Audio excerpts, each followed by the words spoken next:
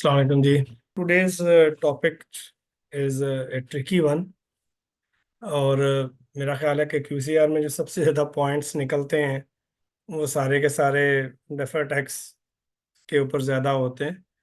तो क्योंकि बहुत बड़ा टॉपिक है अगेन, और आई विल ट्राई कि हम इसको सारे टॉपिक को कवर कर लें। और दूसरा ये कि रिसेंटली आई कैप ने जो है इसके ऊपर सर्टन मिनिमम टैक्सेस से रिलेटेड के वो डेफर टैक्स का पार्ट बनेंगे कि नहीं बनेंगे उसके ऊपर, और आया वो इनकम टैक्स के तौर पे भी फाइनेंशियल स्टेटमेंट्स में डिस्क्लोज होंगे कि नहीं होंगे, उसके ऊपर एक डिटेल्ड जो है वो आप कह लें कि टेक्निकल रिलीज दी है। उसको भी हम इसके अंदर डिस्कस करेंगे।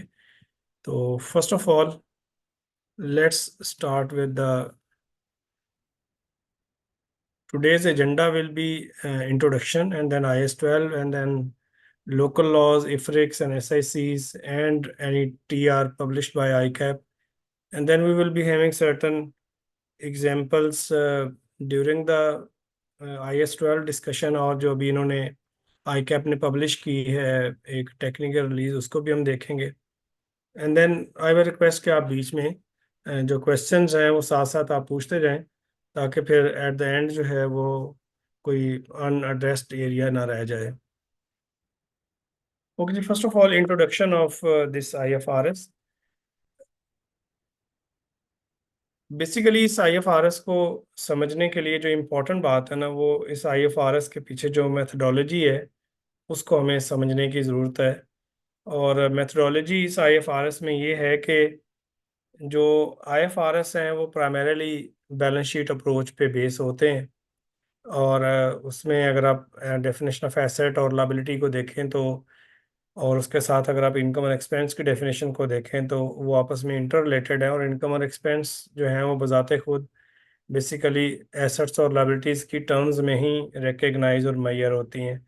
तो इस आईएफआरएस में जो बेसिक कॉन्सेप्ट है जिसके ऊपर ये स्टैंडर्ड डेवलप हुआ है वो ये है कि जो इनकम्स होती हैं उनके ऊपर एक्सपेंसेस चार्ज होते हैं, यानी टैक्स चार्ज होता है, और जो एक्सपेंसेस होते हैं उनके ऊपर टैक्स सेव होता है। This is the basic principle जिसके ऊपर ये स्टैंडर्ड जो है वो डेवलप है।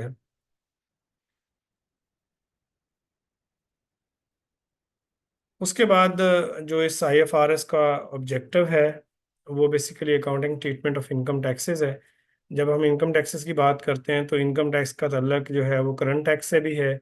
और ज़ाहिर है जो इस साल के इनकम्स और एक्सपेंसेस हैं which have resulted in certain increases और डिक्रीजेज इन योर एसेट्स और लायबिलिटीज़, तो उसके ऊपर जो है वो उसके फ्यूचर टैक्स कॉन्सिक्वेंसेस भी आ जाते हैं, क्योंकि जो आपका अकाउंटिंग प्रॉफिट है वो डिफर करता है आपके टैक्सेबल प्रॉफिट से। और टैक्सेबल प्रॉफिट निकालते हुए हम सर्टन एडजस्टमेंट्स करते हैं अकाउंटिंग प्रॉफिट के साथ।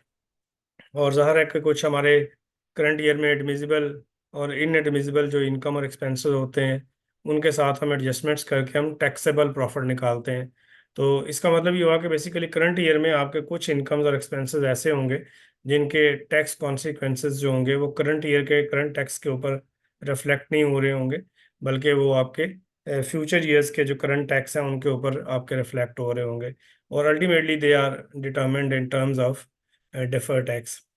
इसी चीज़ को जो है वो अगर आप इस स्टैंडर्ड की वर्डिंग में भी देखें तो बेसिकली ये इनकम और एक्सपेंसेस जो कि अकाउंटिंग प्रॉफिट और टैक्सेबल प्रॉफिट का डिफरेंस का पार्ट बनते हैं, वही इनकम और एक्सपेंसेस जो हैं वो अल्टीमेटली बैलेंस शीट में जो एसेट्स और लायबिलिटीज़ आ रही होती हैं उनका पार्ट बन जाते हैं। तो इसका मतलब ये हुआ कि बेसिकली वो एसेट्स और लायबिलिटीज़ जो हमारी बैलेंस शीट में आ रहे होते हैं वो डिफर कर रहे होते हैं एसेट्स और लायबिलिटीज़ की वैल्यू से, जो कि basically under taxation laws determine हो रहे होते हैं।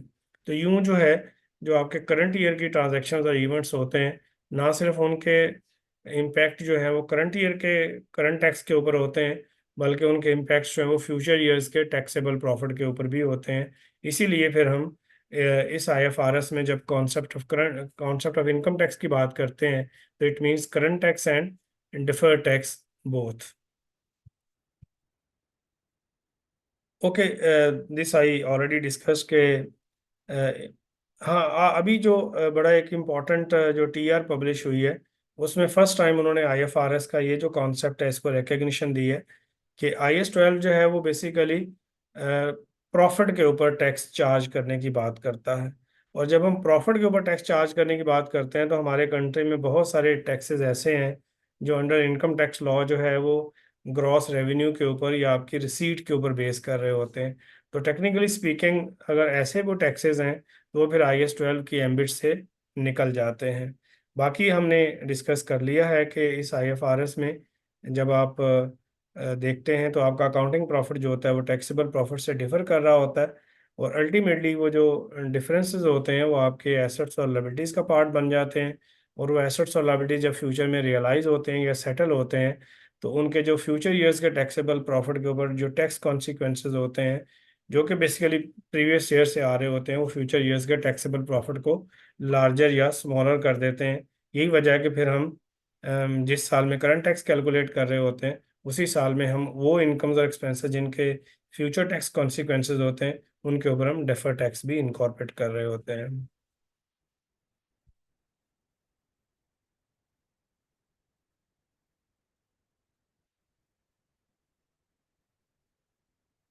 हिंदी।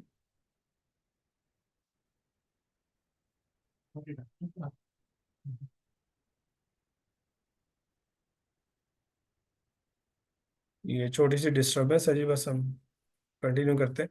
ओके, इस IFRS में जो डिफरेंट डेफिनेशंस यूज हुई हैं, सबसे पहली डेफिनेशन तो अकाउंटिंग प्रॉफिट की है। ज़ाहिर है वो प्रॉफिट जो अकॉर्डिंग टू IFRS प्रिंसिपल्स आप कैलकुलेट करते हैं that will be your accounting profit.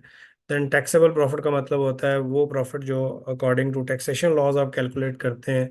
और ज़ाहिर है कि आप अकाउंटिंग प्रॉफिट के साथ कुछ सर्टन एडजस्टमेंट्स करते हैं और उन एडजस्टमेंट्स के बाद आप टैक्सेबल प्रॉफिट ले लेते हैं। ज़ाहिर है वो एडजस्टमेंट्स जो होती हैं अंडर IFRS देयर में be different recognition measurement of certain you can से एसेट्स एंड लायबिलिटीज और कॉन्सिक्वेंशियल इफेक्ट ऑन इनकम और expenses.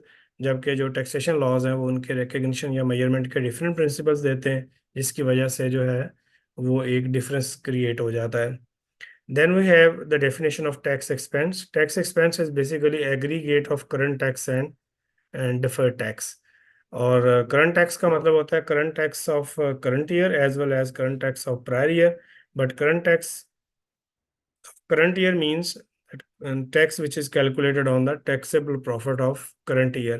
And current tax prior year means if any, you can say, assessment done by the taxation authorities in the current year which may result in, you can say, difference of certain provisions which you may have recognized in the previous year, and when actually that year's assessment has been made, so there may be certain under provision or over provision that may result in recognition of certain additional expense in current year relating to the previous year. And then we have deferred tax liabilities. Deferred tax liabilities means a liability which is calculated on taxable temporary differences. And deferred tax asset arises from three different, you can say, types of transactions or events. One is deductible temporary differences, the other is unused tax losses, and third one is unused tax credits. And then we have temporary differences. Uh, Temporary difference means a difference which has, you can say, arisen in current year or in the previous year, and ultimately it will settle in the future. That will be called as temporary differences. And then tax base means the value of an asset or liability calculated under taxation laws. Okay, what is basically income tax? It's a tax on taxable profit. It's a current tax, and then it's recorded because of matching and rational concept is the reason for the deferred tax. What is matching concept? Basically, अभी हम पहले भी बात करके आए हैं कि current tax जो है वो टैक्सेबल प्रॉफिट पे कैलकुलेट होता है। और टैक्सेबल प्रॉफिट जो है वो आप सर्टन एडजस्टमेंट्स करते हैं अकाउंटिंग प्रॉफिट के साथ, और उसके बाद आप टैक्सेबल प्रॉफिट निकाल लेते हैं। तो उसमें होता ये है कि सर्टन इनकम्स और एक्सपेंसेस के जो टैक्स कॉन्सिक्वेंसेस होते हैं, ज़ाहिर है इनकम के ऊपर टैक्स चार्ज होना है और एक्सपेंसेस के ऊपर टैक्स सेव होना है, तो वो आपके फ्यूचर में शिफ्ट हो जाते हैं। और ऐसे भी पॉसिबल होता है कि इनकम और एक्सपेंसेस तो फ्यूचर ईयर्स के हैं बट उनके टैक्स कॉन्सिक्वेंसेस जो हैं वो पहले आ जाते हैं। तो देन उस केस में एक मिस मैचिंग क्रिएट हो जाती है। तो एज वी नो कि जो IFRS हैं वो बेसिकली एक्रूअल कॉन्सेप्ट के ऊपर बेस्ड हैं, मैचिंग कॉन्सेप्ट के ऊपर बेस्ड हैं। और तो हमें बेसिकली एक मैचिंग क्रिएट करनी पड़ती है। तो हम उन इनकम और एक्सपेंसेस के ऊपर जो हमारे करंट टैक्स का पार्ट नहीं बन रहे बट अल्टीमेटली वो फ्यूचर ईयर्स में हमारे टैक्सेबल प्रॉफिट को हिट करेंगे, हम उनके ऊपर जो है वो फिर डिफर्ड टैक्स कंप्यूट कर लेते हैं ताकि मैचिंग हो। और जिस साल में आपने कोई इनकम या एक्सपेंस रिकग्नाइज किया है उसके टैक्स कॉन्सिक्वेंसेज भी आप उसी साल में रिकग्नाइज करें। और दूसरी जो reason for the deferred tax है वो रेशनैलिटी कॉन्सेप्ट है। बेसिकली फाइनेंशियल स्टेटमेंट्स बनाने के पीछे एक ऑब्जेक्टिविटी है कि हमने एक इन्फॉर्मेशन देनी है टू द यूजर्स कि वो प्रॉपर इकोनॉमिक डिसीजंस कर सकें। तो अगर फर्ज करें आप अपनी फाइनेंशियल स्टेटमेंट में सिर्फ करंट टैक्स रिकग्नाइज करते हैं, तो that may result in you can से a very you can say unrealistic figure of profit after tax, which may be overstated in some years, which may be understated in some years, because you may be paying some, you can say, huge amount of current tax in current year because of certain temporary differences, and there may be another wise कि आप बहुत कम tax पे कर रहे हैं तो यूँ आपका प्रॉफिट आफ्टर टैक्स जो होगा वो बहुत ज़्यादा ओवर स्टेट या अंडर स्टेट हो जाएगा। तो जब आप करंट ईयर के इनकम और एक्सपेंसेस के जो टैक्स कॉन्सिक्वेंसेज हैं, अगर वो करंट टैक्स पे नहीं भी आ रहे but that will affect your future years, तो फिर आप उनके टैक्स कॉन्सिक्वेंसेज के in the name of deferred tax incorporate कर देते हैं। तो यूँ आपका जो प्रॉफिट आफ्टर टैक्स फिगर होती है वो एक रियलिस्टिक फिगर आती है which is based on the true tax consequences of the current year income और प्रॉफिट फॉर द ईयर। तो इसलिए जो डिफर्ड टैक्स है उसके पीछे जो बेसिक रीज़न है वो बेसिकली मैचिंग कॉन्सेप्ट है और रैशनैलिटी कॉन्सेप्ट है। Okay, then we have discussion of current tax. Current tax means current tax for current year and for prior years as I already discussed, and then it will be recognized as a liability if not yet paid. और अगर आपने फर्ज करें already पे कर दिया हुआ है तो देन अगर कोई एक्सेस अमाउंट होती है तो उसको आप रिफंडेबल के तौर पे जो है वो रिकग्नाइज कर लेते हैं। Then it's just a, you can say, simple presentation that how you calculate the taxable profit. You will get accounting profit from your income statement, and then you will add inadmissible expenses and those incomes which you have not recognized, but according to taxation laws, they are taxable, just like advance income or any other income which has been booked under IFRS 15 as a, you can say, contract liability that may fall under taxation laws to be added in current year, and then less any admissible expenses which you may have not recognized in the current year, but and those may be allowable in this year. Then there may be some extra depreciation you are getting under certain taxation laws, or there may be certain prepayments which are to be allowed under taxation laws in the current year. And then if there is some certain incomes which are not chargeable to tax in this year, then they will be your inadmissible incomes. And then we have taxable profit for the year, and then you multiply with the rate and you get the current tax for the year. Okay, normally, what can be the different examples of inadmissible expenses, and what can be certain admissible incomes? So here is a list. Most of the, I think, examples are maybe well clear to you, but let me repeat and discuss. Accounting depreciation is calculated according to IAS 16, and that may not be allowed as per the rates which you may have charged under IAS 16, and they may be allowed according to Schedule 3 of the Income Tax Act, and similarly the amortization. And then again you calculate accounting gain or loss on disposal of asset, and when the assets have different tax values, there may be difference of accounting gain and tax gain, or accounting loss and tax loss. So you add up this accounting loss on disposal.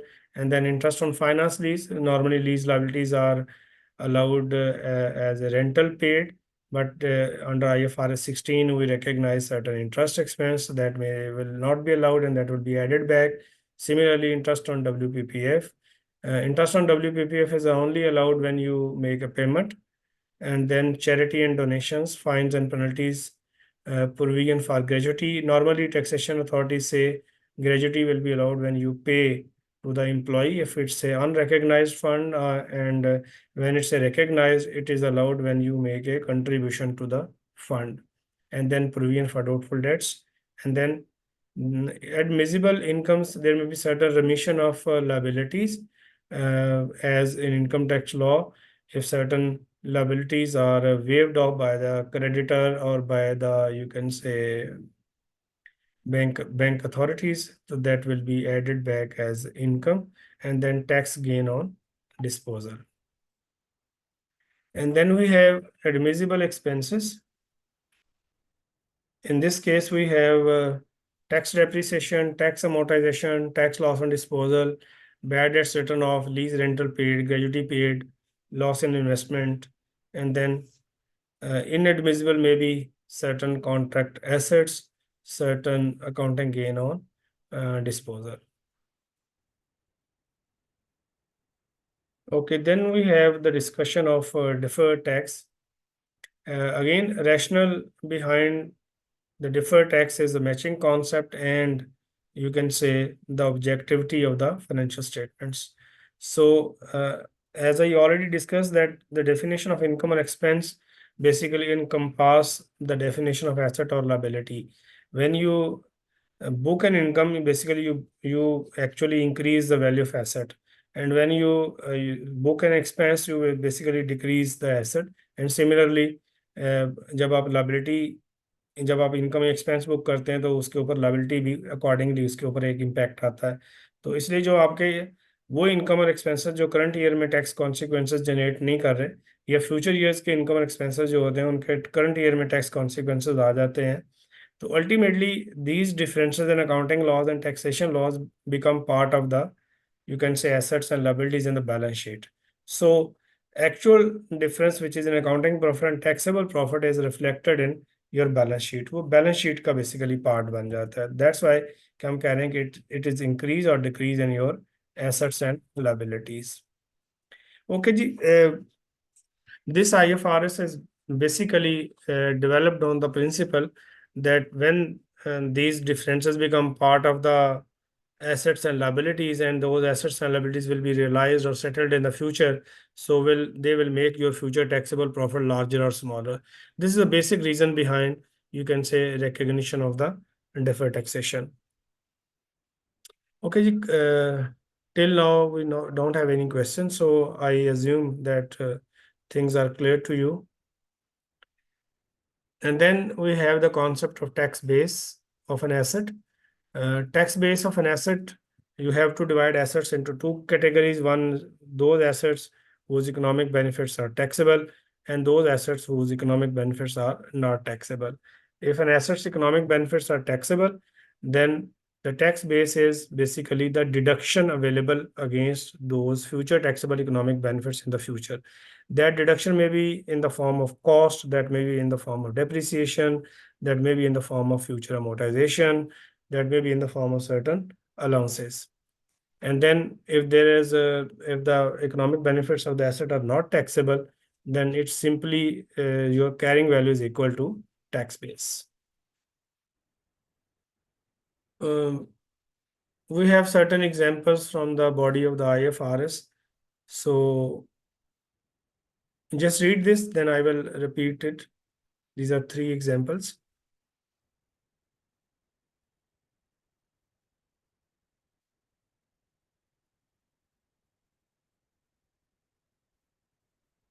Okay, then a machine cost 100 for tax purposes, depreciation of 30 has already been deducted in the current and prior years, and the remaining cost will be deductible in future periods, either as depreciation or through a deduction on disposal.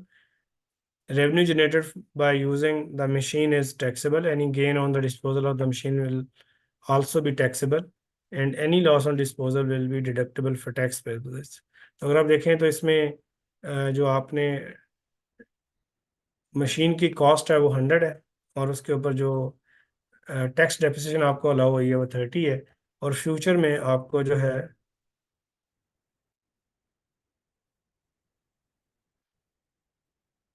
Future में जो है वो आपको 70 की जो है वो मजीद deduction available है, तो इसलिए हम 70 का जो है वो टैक्स बेस कह देंगे। Similarly, in case of interest receivable, it has a carrying value of 100. And as you know, against interest, there is no depreciation, amortization, or any allowance available. So the tax base will be 0. And then we have a trade receivable having a carrying value of 100.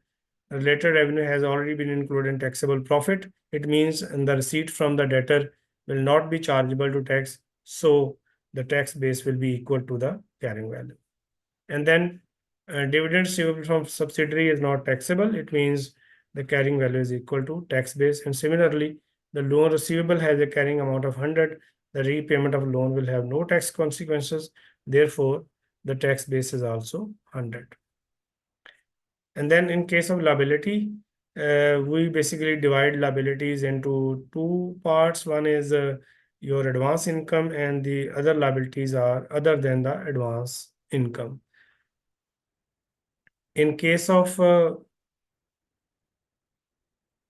liability, if the liability is income received in advance, and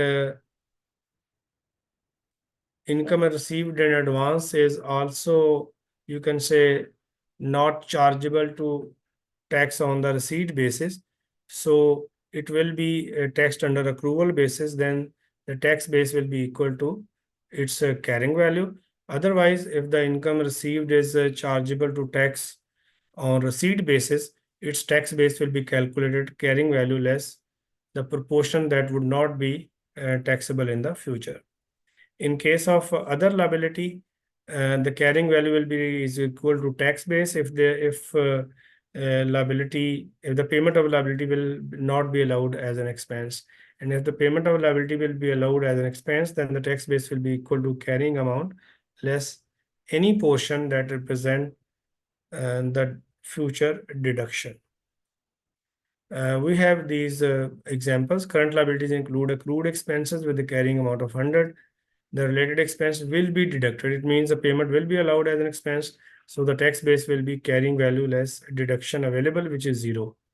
And then current liabilities include interest revenue received in advance with a carrying amount of 100. The related interest revenue was taxed on cash basis. So it means it will not be taxed in the future. So 100 minus 100, the tax base will be 0. Current liabilities include accrued expenses with a carrying amount of 100. The related expense has already been deducted for tax purposes. It means the payment will not be allowed as an expense in the future. Therefore, the carrying value will be equal to tax base. And then current liabilities include accrued fines and penalties with a carrying amount of 100. Fines and penalties are not deductible for tax purposes. It means its carrying value is equal to tax base. And then a loan payable has a carrying amount of 100. The repayment of loan will have no tax consequences. It means it will be 100 or carrying value will be equal to tax base. And then we have discussion of temporary differences. They are caused by the difference in the carrying value and tax base. Again, I repeat, basically the difference between carrying value and tax base result from those incomes and expenses which have tax consequences different as they reported in profit or loss or under the IFRS. यानी अगर आप किसी income या expense को recognise करते हैं उसके tax consequences next years में है या नेक्स्ट ईयर्स की इनकम और एक्सपेंसेस के टैक्स कॉन्सिक्वेंसेस करंट ईयर में है तो basically they result in different tax base of asset and liabilities from the carrying values as we reported in the balance sheet. There are two types of differences. One is deductible temporary differences and the other is taxable temporary differences. And this we already discussed. Deductible means those which will make your future taxable profit smaller. And taxable means those differences which make your future taxable profit larger.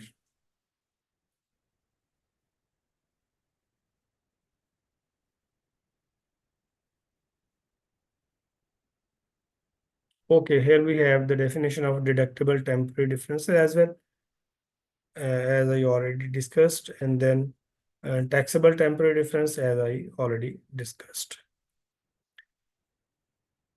Okay, ji taxable temporary differences result in deferred tax liability and deductible temporary differences, unused tax losses and tax credits result in deferred tax asset.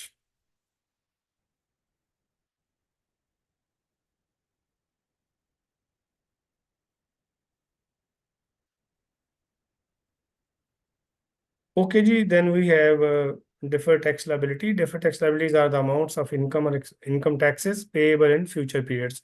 Basically, what that means? That means basically we have recognized deferred tax liability in current year, and ultimately in the future years your taxable profit will be larger because of larger as compared to your accounting profit, and because of the, you can say, settlement of these liabilities or assets which are resulted from your incomes and expenses in the current year. It will make your future basically taxable profit larger and your future current tax payments larger. And similarly, deductible temporary differences. And then we have the very important paragraph, which is normally part of your QCR, you can say, observations, that deferred tax liabilities will be recognized on what type of differences, and on what type of differences you will not recognize the deferred tax liabilities. So we have recognition of deferred tax liabilities. A deferred tax liability shall be recognized on all taxable temporary differences, except to the extent that the deferred tax liability arise from the initial recognition of goodwill. This basically only happens in the business combination. When you basically, when a acquirer get control of the acquiry, and at the date of acquisition, basically your cost of investment is more than your, you can say, fair value of net assets acquired. The resultant figure is your goodwill basically. So as we all know that normally the group as a whole doesn't file a single income tax return. Therefore, the goodwill at the date of acquisition will normally have a tax base of zero, and that will result in a taxable temporary differences. One thing which is very important is IS 12 requires that deferred tax or the current tax on income or expenses will only be recognized in that part of the financial statement in which the related income and expense has been recognized. Like फर्ज करें, अगर आप किसी asset की depreciation की वजह से आपका डिफर टैक्स राइज हो रहा है और वो depreciation profit and loss account में चार्ज हुई है, तो ज़ाहिर है उसका जो डिफर टैक्स है वो भी P&L में चार्ज होगा। अगर कोई इंटरेस्ट इनकम है, उसकी वजह से आपका कोई फर्ज करें टैक्सेबल और अकाउंटिंग प्रॉफिट में फ़र्क आ रहा है, तो उसका जो डेफर टैक्स इफेक्ट होगा वो भी P&L में चार्ज होगा। लेकिन एज वी नो कि अगर आप किसी एसेट के ऊपर रीवैल्यूएशन सरप्लस बुक करते हैं और आपकी जो कैरिंग वैल्यू है वो टैक्स बेस से इसीलिए डिफर कर रही है कि आपने रीवैल्यूएशन सरप्लस बुक किया है, तो देन रीवैल्यूएशन सरप्लस जो होता है वो तो आप प्रॉफिट और लॉस अकाउंट की बजाय अदर कॉम्प्रिहेंसिव इनकम में रिकग्नाइज करते हैं, तो उसका जो डिफर टैक्स इफेक्ट है वो भी आप अदर कॉम्प्रिहेंसिव इनकम में चार्ज करेंगे। Similarly under IFRS 2, in certain circumstances we recognize certain deferred tax in the statement of changes in equity directly, because those gains and losses are recognized in, you can say, statement of changes in equity directly. Another example is a convertible loan. On initial recognition, you recognize the gain in statement of changes in equity. So the deferred tax effect on initial recognition will also be charged to the statement of changes in equity. So this is the basic principle, that at the date of acquisition, you recognize the goodwill and there is no consequential income which you have recognized in the profit or loss account or other comprehensive income or in the statement of changes in equity. So the deferred tax effect of goodwill at the date of acquisition in the combined or consolidated financial statement cannot be recognized in P&L, other comprehensive income, or in statement of changes in equity. So only one item left is the goodwill. So you can charge deferred tax to the goodwill. But as you charge deferred tax to the goodwill, goodwill will increase by the amount of the deferred tax liability. So this standard restrict that you should not recognize deferred tax on the goodwill in the group or consolidated financial statements. And then on initial recognition of an asset or liability in a transaction which is not a business combination, what that means, which is not a business combination, it means कि date of acquisition पे जब आप subsidiary company के assets और liabilities को carrying value से change करके fair value पे लेते हैं, तो आपने इनकम टैक्स लॉ में पढ़ा होगा कि जो टैक्स बेसिस हैं वो बिजनेस कॉम्बिनेशन में चेंज नहीं होती हैं, वो पुरानी रहेंगी। तो प्रीवियसली जो आपकी एक्वायरी होती है उसने कैरिंग वैल्यू और टैक्स बेस का डिफरेंस जो होता है वो रिकग्नाइज किया होता है, और जब आप at the date of acquisition उसको फेयर वैल्यू पे लेते हैं तो देन अनदर डिफरेंस अराइजेस, जो कि फेयर वैल्यू और कैरिंग वैल्यू का फर्क होता है। तो डेट ऑफ एक्विजिशन पे आपने जो एडिशनल डिफरेंस आया है बिकॉज ऑफ फेयर वैल्यू और कैरिंग वैल्यू, उसका डेफर टैक्स भी आपने इनकॉर्पोरेट करना होता है। और गुडविल की जो वैल्यू होती है वो आपने after incorporating the defer tax at the date of acquisition calculate करनी होती है।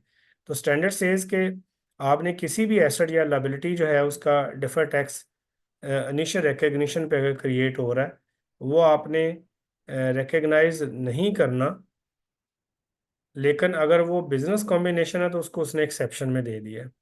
इसी तरह हर वो एसेट और लायबिलिटी जिसका डेट ऑफ इनिशियल रिकग्निशन पे डेफर्ड टैक्स लायबिलिटी क्रिएट हो रही है, बट वो डेफर्ड टैक्स लायबिलिटी इसलिए क्रिएट नहीं हो रही है कि आपने उसका कॉन्सिक्वेंशियल इफेक्ट जो था वो अकाउंटिंग प्रॉफिट में लिया है या टैक्सेबल प्रॉफिट में लिया है, तो देन ऐसे जो एसेट्स और लायबिलिटीज होंगे उनके ऊपर भी आपने जो है वो डेफर्ड टैक्स रिकग्नाइज नहीं करना। लेकिन लेट्स से आप इंटरेस्ट इनकम बुक करते हैं और इंटरेस्ट रिसीवेबल बुक करते हैं, और टैक्सेशन अथॉरिटीज़ जो हैं वो इंटरेस्ट को रिसीट बेस पे टैक्स करना चाहते हैं, तो उस केस में आपका इनिशियल रिकग्निशन पे डिफरेंस ज़रूर क्रिएट हो रहा है, बट वहाँ पे आपने अकाउंटिंग प्रॉफिट आपका हिट हो गया, तो इसलिए आप जो है इसको एक्सेप्शन में नहीं लेके जाएंगे। सिमिलरली डेट ऑफ एक्विजिशन पे भी जब आप किसी सब्सिडरी कंपनी के एसेट्स और लायबिलिटीज़ को फेयर वैल्यू पे लेते हैं, तो उसकी वजह से आपका एक आप कह लें कि डिफरेंस क्रिएट होता है इनिशियल रिकग्निशन पे इन कंसोलिडेटेड फाइनेंशियल स्टेटमेंट, लेकिन उसको आप एक्सेप्शन में नहीं लेके जाएंगे, उसके ऊपर आप डेफर टैक्स रिकग्नाइज करेंगे। अब एक्सेप्शंस कौन सी हैं? जैसे हमारे यहाँ जो है वो, अगर आप देखें जो व्हीकल्स हैं जो कमर्शियल बेसिस पे जिनको आप नहीं चलाते हैं, तो उनकी जो मैक्सिमम डेप्रिसिएशन है वो 2.5 मिलियन तक आपको अवेलेबल है, और बाकी जो है वो आपको अवेलेबल नहीं है। तो ये इनिशियल रिकग्निशन पे एक डिफरेंस क्रिएट हो जाता है। तो उस केस में लेट्स से आपने 10 मिलियन का एक एसेट बाय किया है और उसकी मैक्सिमम डेप्रिसिएशन आपको 2.5 मिलियन अवेलेबल है, तो फिर 7.5 मिलियन जो होता है वो इनिशियल रिकग्निशन का डिफरेंस होगा, और उसके ऊपर आप डेफर टैक्स ना इनिशियली इनकॉर्पोरेट करेंगे और ना आप सब्सिक्वेंटली इनकॉर्पोरेट करेंगे। तो this is very important area, और यहाँ पे नॉर्मली जो है वो आप कह लें कि एरर हो रही होती है कि जो इनिशियल रिकग्निशन के डिफरेंसेस होते हैं उनके ऊपर भी डेफर टैक्स जो है वो रिकग्नाइज हो जाता है, जबकि स्टैंडर्ड जो है वो उसको रिस्ट्रिक्ट कर रहा है। तो बेसिकली जो प्रीवियस स्टैंडर्ड जो IS 12 जो 1998 में जो करंट है, इससे पहले जो आया था तो उसमें परमानेंट डिफरेंस का एक कॉन्सेप्ट यूज होता था कि आप परमानेंट डिफरेंसेस के ऊपर डेफर टैक्स रिकॉर्ड नहीं करते। तो जो करंट IFRS है वो परमानेंट डिफरेंसेस की बात नहीं करता, वो इनिशियल रिकग्निशन के डिफरेंसेस की बात करता है। एंड देन जो आप कह लें कि रिसेंटली एक और अमेंडमेंट आई है, और वो ये है कि अगर कोई एसेट और लायबिलिटी आप इक्वल अमाउंट से रिकग्नाइज करते हैं और उसके ऊपर आपका जो है वो टैक्सेबल या डिडक्टेबल टेम्पोररी डिफरेंसेस क्रिएट हो जाते हैं, लेकिन वो इक्वल अमाउंट से क्रिएट होते हैं, तो उनके ऊपर भी इनिशियल रिकग्निशन पे आपने ना डेफर टैक्स एसेट रिकॉर्ड करना है और ना ही डेफर टैक्स लायबिलिटी रिकॉर्ड करनी है, और उनके जो सब्सीक्वेंट डिफरेंसेस होंगे उनके ऊपर स्टैंडर्ड अलाउ कर देता है। जैसे फर्ज करें आप अंडर IFRS 16 जो है वो राइट ऑफ यूज़ और लीज लायबिलिटी रिकग्नाइज करते हैं, तो इनिशियल रिकग्निशन पे ही आपके पास राइट ऑफ यूज़ की फ्यूचर में कोई डेप्रिसिएशन अवेलेबल नहीं है, और लीज लायबिलिटी जो है इसकी भी टैक्स बेस जो है वो इनिशियल रिकग्निशन पे ज़ीरो हो जाती है। जो भी हमने पढ़ा है कि ऐसी लायबिलिटीज जिनकी पेमेंट में एज एन एक्सपेंस अलाउ होगी उनकी टैक्स बेस ज़ीरो हो जाती है। तो अगर आप देखें तो राइट ऑफ यूज़ पे एक टैक्सेबल टेम्पोररी डिफरेंस क्रिएट हो रहा है और लीज लायबिलिटी पे एक डिडक्टेबल टेम्पोररी डिफरेंस क्रिएट हो रहा है। तो स्टैंडर्ड इसके ऊपर भी रेस्ट्रिक्ट कर रहा है कि आपने राइट ऑफ यूज और लीज लायबिलिटी जो कि इक्वल अमाउंट से टैक्सेबल और डिडक्टेबल टेम्पोररी डिफरेंस क्रिएट कर रहे हैं, तो उनके ऊपर भी आपने डेफर टैक्स एसेट या लायबिलिटी रिकग्नाइज नहीं करना, लेकिन इनके जो सब्सिक्वेंट डिफरेंसेस होंगे तो उनके ऊपर आप फिर रिकग्नाइज कर लेंगे। इज़ वेरी इंपॉर्टेंट एरिया जो कि एक्सेप्शंस का है, और नॉर्मली आप कह लें कि जो आपके QCR के अंदर पॉइंट्स आते हैं वो नॉर्मली इन्हीं पैराग्राफ्स के वजह से आते हैं।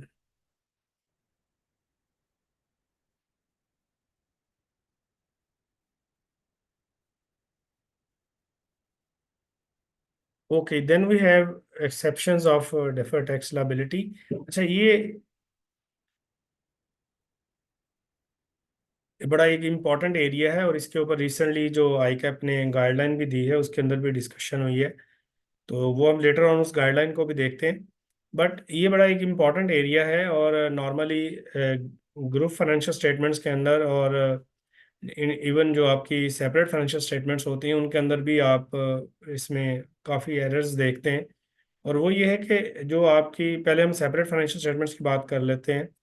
तो अगर आप देखें तो सेपरेट फाइनेंशियल स्टेटमेंट्स में जो आपकी इन्वेस्टमेंट्स एंड सब्सिडीज होती हैं, एसोसिएट्स होती हैं, जॉइंट वेंचर्स होते हैं, वो अंडर IAS 27 उनके ऊपर 3 मेजरमेंट बेसिस हैं कि आप उनको कॉस्ट में मेजर कर लें, फेयर वैल्यू पे मेजर कर लें, या इक्विटी मेथड ऑफ अकाउंटिंग में मेजर कर लें। तो अगर आपने उनको फर्ज करें अंडर इक्विटी मेथड मेजर किया है या फेयर वैल्यू मेथड में मेजर किया है, तो उनकी जो नॉर्मली कैरिंग वैल्यूज होती हैं उनकी टैक्स बेस यानी कॉस्ट से डिफर कर जाती हैं। तो then you have to recognize the resultant defer tax as well. Similarly अगर फर्ज करें आप कंसोलिडेटेड फाइनेंशियल स्टेटमेंट में जाएं, तो जो सब्सिडरीज, एसोसिएट्स और जॉइंट वेंचर्स होते हैं उनको जब आप कंसोलिडेटेड फाइनेंशियल स्टेटमेंट में रिकग्नाइज करते हैं तो सब्सिडरी के ऊपर आपका परचेज मेथड ऑफ अकाउंटिंग लगता है, और एसोसिएट और जॉइंट वेंचर के ऊपर आपका इक्विटी मेथड ऑफ अकाउंटिंग लगता है।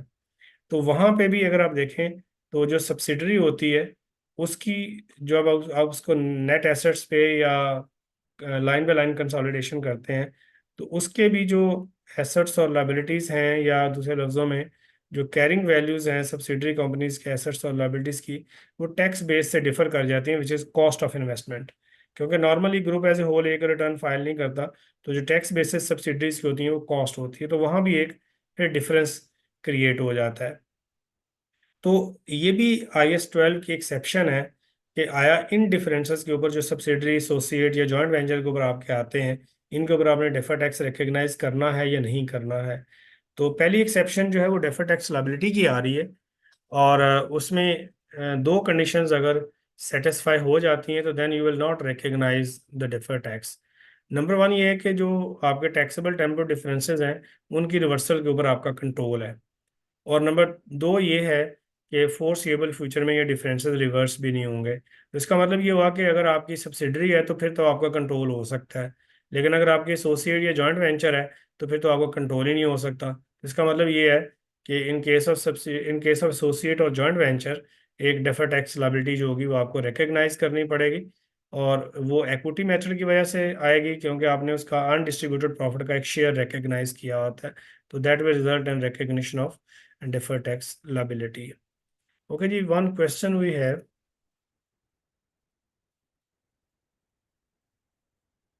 Okay, ये क्वेश्चन बेसिकली नहीं है, ये उन्होंने कहा जी कि आप रिपीट कर दें एक्सेप्शंस।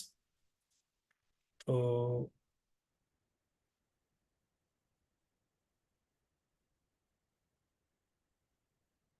हम दोबारा रिपीट कर देते हैं जी, कोई इशू नहीं है।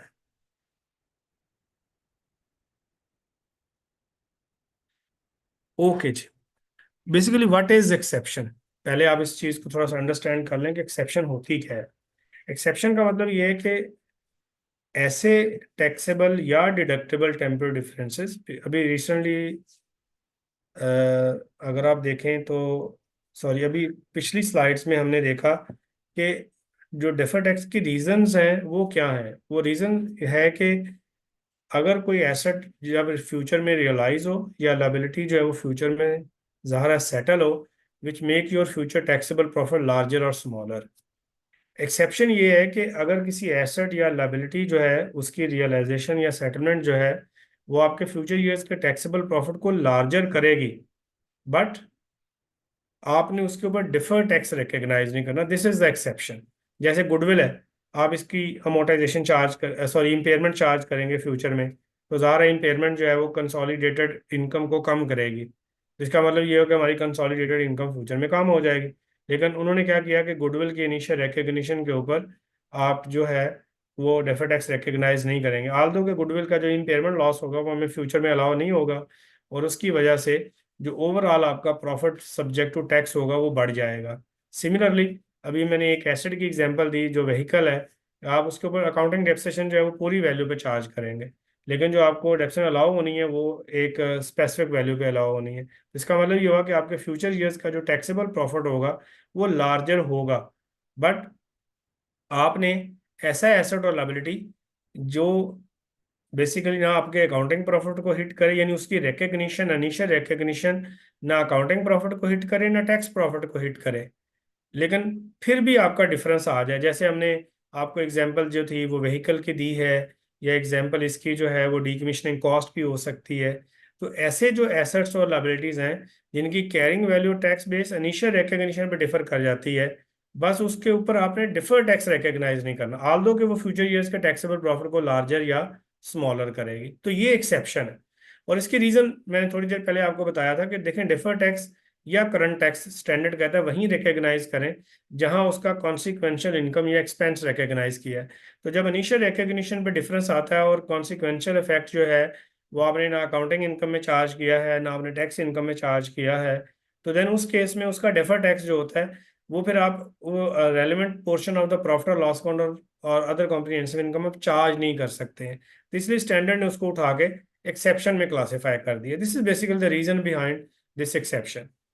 और जो तीसरी एक्सेप्शन हमने बात की, वो हमने बात की कि अगर कोई एसेट और लायबिलिटी जो है वो इक्वल अमाउंट से इनिशियल रिकग्निशन पे टैक्सेबल और डिडक्टेबल टेम्पोरल डिफरेंस क्रिएट करता है, तो उसके ऊपर भी आपने डेफर टैक्स रिकग्नाइज नहीं करना।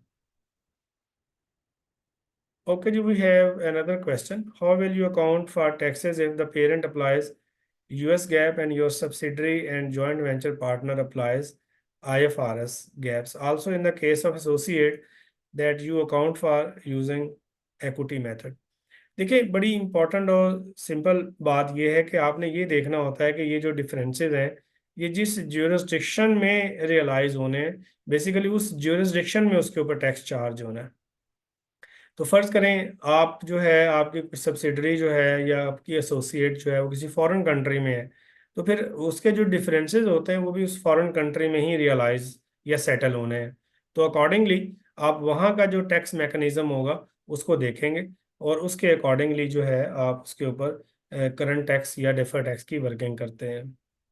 सेकंड क्वेश्चन है, if a company is preparing financial statement on non going concern basis, will it recognise deferred tax? अच्छा, डिफर्ड टैक्स लायबिलिटी तो रिकग्नाइज हो सकती है, एसेट जरा मुश्किल काम है, क्योंकि अगर वो फर्ज करें गोइंग कंसर्न बेसिस पे आप नहीं बना रहे हैं फाइनेंशियल स्टेटमेंट, तो देन प्रॉब्लम जो है वो एसेट की रिकग्निशन के ऊपर तो होगी कि डिफर्ड टैक्स एसेट आपने रिकग्नाइज करना है कि नहीं करना।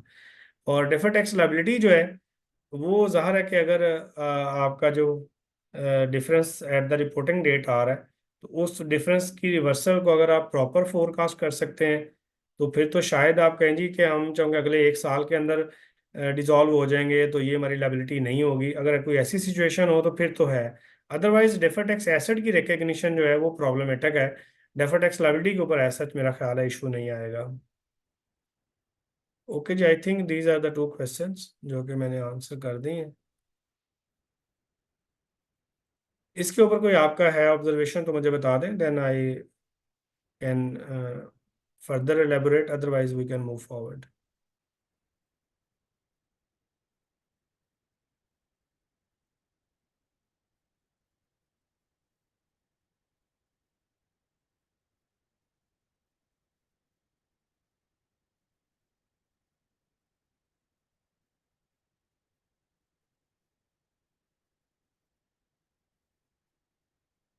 ओके जी, देन वी मूव फॉरवर्ड। मेरा ख्याल है कि पॉइंट इज क्लियर। ओके जी, इस एरिया पे हम थे and this is very important area. और मैंने जो प्रीवियसली सर्टन ऑब्जर्वेशंस देखी हैं डेफर टैक्स के ऊपर वो भी इसी एरिया से रिलेटेड है कि नॉर्मली जो है वो एंटिटीज़ इग्नोर कर देती हैं जो उनकी investment and subsidies associates and joint ventures के ऊपर डेफर टैक्स की इम्प्लीकेशन होती है। तो यहाँ पे अगर आपका कोई टैक्सेबल टेम्पोरल डिफरेंस क्रिएट हुआ है that relate to your investment in subsidiaries associate और जॉइंट वेंचर, तो उस केस में स्टैंडर्ड सेज कि आप डेफर्ड टैक्स लायबिलिटी रिकग्नाइज नहीं करेंगे when two conditions are satisfied. Number one, you have a control over the reversal and in the foreseeable future the difference will not reverse। तो ये अगर दोनों condition simultaneously meet हो जाए तो फिर आप जो है वो डिफर टैक्स लायबिलिटी रिकग्नाइज नहीं करेंगे।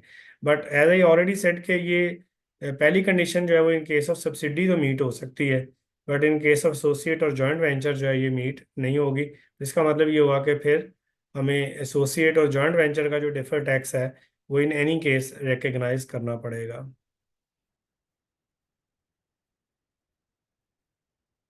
Okay, next we have deferred tax asset. So deferred tax asset are the amounts of income taxes recoverable in future in respect of deductible temporary differences, unused tax losses, and unused tax credits. In case of unused tax credits, now we have to be very careful, क्योंकि अब आई cap ने उसके ऊपर एक guideline publish कर दी है कि जो मिनिमम टैक्स है या सेक्शन 113 का है या 153 का है, उसके ऊपर जो है वो आपने जो है वो डेफर्ड टैक्स एसेट क्रिएट करना है या नहीं करना है। उसके लिए पहले आपको जो गाइडलाइन पब्लिश की है आई कैप ने, उसको आपको देखना पड़ेगा।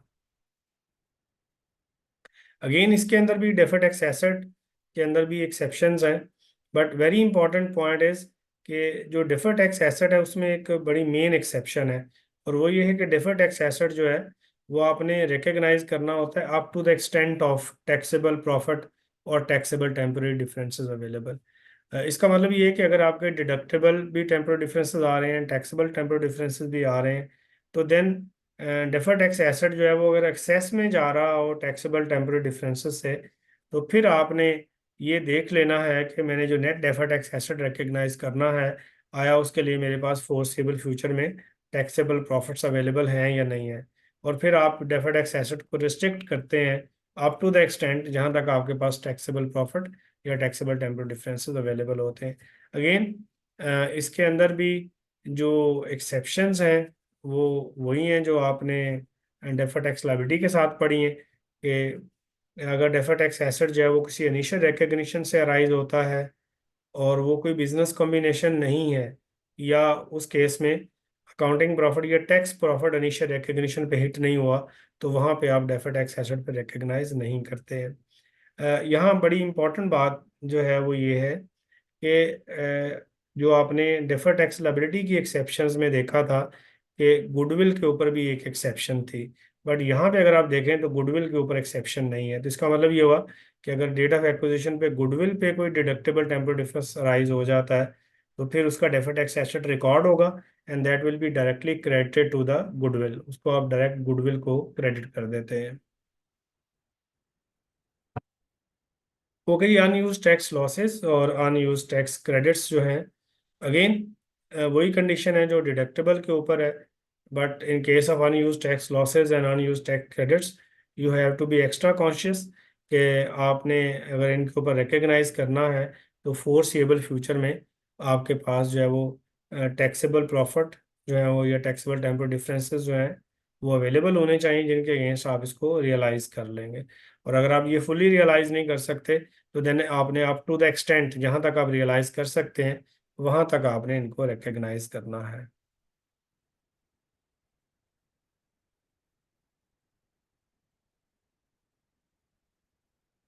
ओके जी।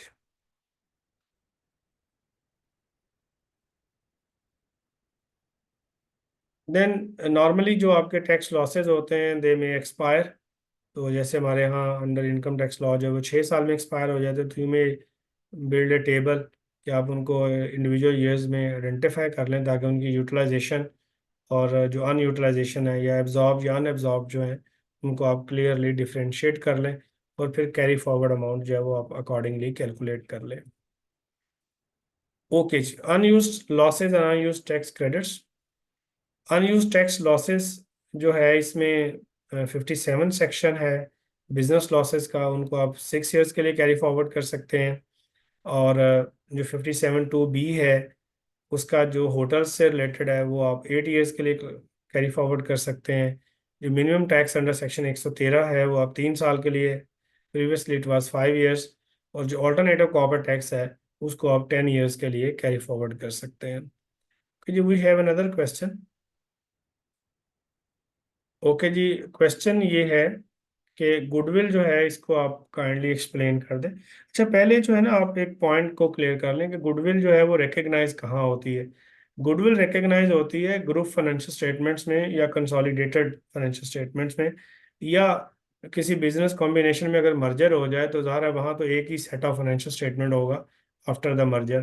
तो गुडविल जो है वो कंबाइंड कंसोलिडेटेड या मर्ज्ड एंटिटीज के बैलेंस शीट में रिकग्नाइज होती है। तो प्रॉब्लम क्या है कि गुडविल जो है, अगर गुडविल जो है उसका आपने इनिशियल रिकग्निशन पे देखें तो गुडविल जो है normally under the taxation laws उसकी कोई डिडक्शन अवेलेबल नहीं है। ज़ाहिर है आपने गुडविल को कल को इम्पेयर करना है, इम्पेयरमेंट लॉस आप रिकग्नाइज करेंगे, वो तो नॉर्मली वो इम्पेयरमेंट लॉस आपको अलाउ नहीं होता है। तो उस केस में आपके फ्यूचर ईयर्स का टैक्सेबल प्रॉफिट जो होगा वो इंक्रीज कर जाएगा आपके अकाउंटिंग प्रॉफिट से। लेकिन स्टैंडर्ड सेज कि आपने उसका डेफर टैक्स रिकग्नाइज नहीं करना। क्यों नहीं करना? उसकी रीज़न ये है कि अगर आप उसका डेफर टैक्स लायबिलिटी रिकग्नाइज करेंगे तो डेफर टैक्स लायबिलिटी तो क्रेडिट होगी, तो डेबिट किसको करेंगे? आप प्रॉफिट लॉस अकाउंट को चार्ज नहीं कर सकते, क्योंकि इनिशियल रिकग्निशन ऑफ गुडविल पे कोई अकाउंटिंग इनकम रिकग्नाइज नहीं हुई है। आप उसको टैक्स इनकम के अगेंस्ट भी चार्ज नहीं कर सकते, क्योंकि वो टैक्स इनकम भी चार्ज नहीं हुई है।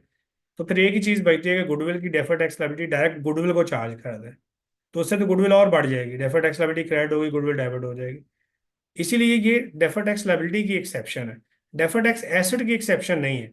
अगर इनिशियल रिकग्निशन पे कोई डिडक्टेबल टेम्पोरल डिफरेंस अराइज हो जाता है, यानी गुडविल की कैरिंग वैल्यू कम है, अंडर टैक्सेशन लॉज उसकी टैक्स बेस ज्यादा है, ठीक है ना। हो सकता है पाकिस्तान में ये अवेलेबल ना हो आपको अमोर्टाइजेशन है इम्पेयरमेंट, बट किसी और जुरिस्डिक्शन में अवेलेबल है और वो वैल्यू एक्सीड कर जाती है उसकी कैरिंग वैल्यू से, तो then there will be a deductible temporal difference at the date of acquisition.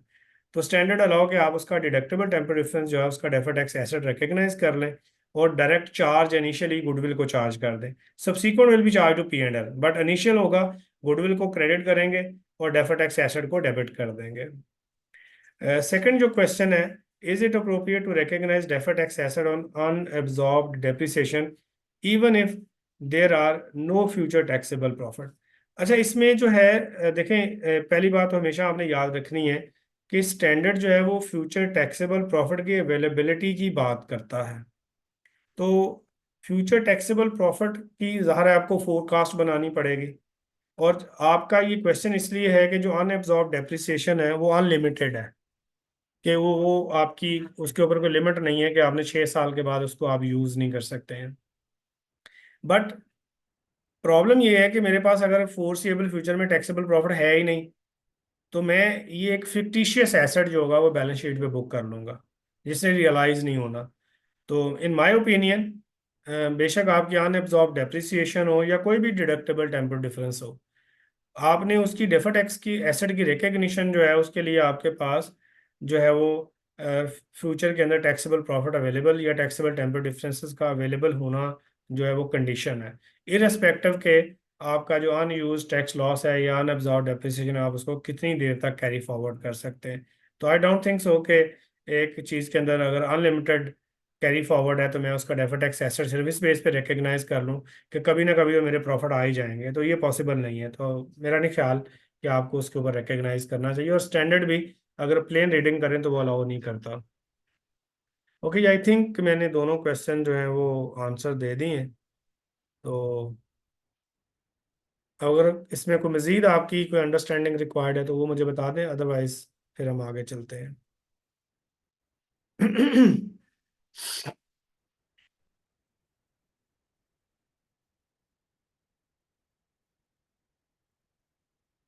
Okay, ये एक बेसिक क्वेश्चन और पूछा गया है कि कितने सालों की हमें जो है वो फ्यूचर ईयर्स की प्रोजेक्शंस होती हैं। देखिए, IFRS 12 तो इसके ऊपर कोई इन्फॉर्मेशन नहीं देता, लेकिन अगर बाकी IFRS में आप जाएं, जैसे फ़र्ज़ करें आप IFRS 13 में देखें, IS 36 में देखें, तो आपको जो फोरकास्ट होती है ना, जो ईयर ओवर ईयर बेसिस के ऊपर होती है, वो नॉर्मली आप 5 साल के लिए बना सकते हैं। तो मेरा ख्याल है कि शायद यहाँ भी आपको अगले 5 साल की प्रोजेक्शंस जो हैं वो अगर आप बना लें तो दैट विल बी सफिशेंट, क्योंकि अनसर्टेनिटी का एलिमेंट बहुत ज़्यादा होता है। तो जब अनसर्टेनिटी का एलिमेंट ज़्यादा है तो ज़ाहिर है कि 5 साल जो है वो स्टैंडर्ड्स के अंदर जो है वो एक रीज़नेबल टाइम है जिसकी आप प्रोजेक्शंस बना सकते हैं। तो आई थिंक कि अगले 5 साल में आप जो है वो देखेंगे आपके पास जो है वो टैक्सेबल प्रॉफिट्स आ रहे हैं, और up to what extend you can recover, तो वहां तक आप बुक कर सकते हैं।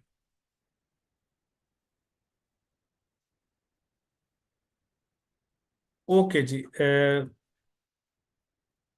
ये हमने डिस्कस कर लिया जी, जो कि आपके अनयूज टैक्स क्रेडिट्स जो हैं या अनयूज टैक्स लॉसेस जो हैं उनकी अंडर इनकम टैक्स लॉ जो है वो आप कब तक उनको कैरी फॉरवर्ड कर सकते हैं।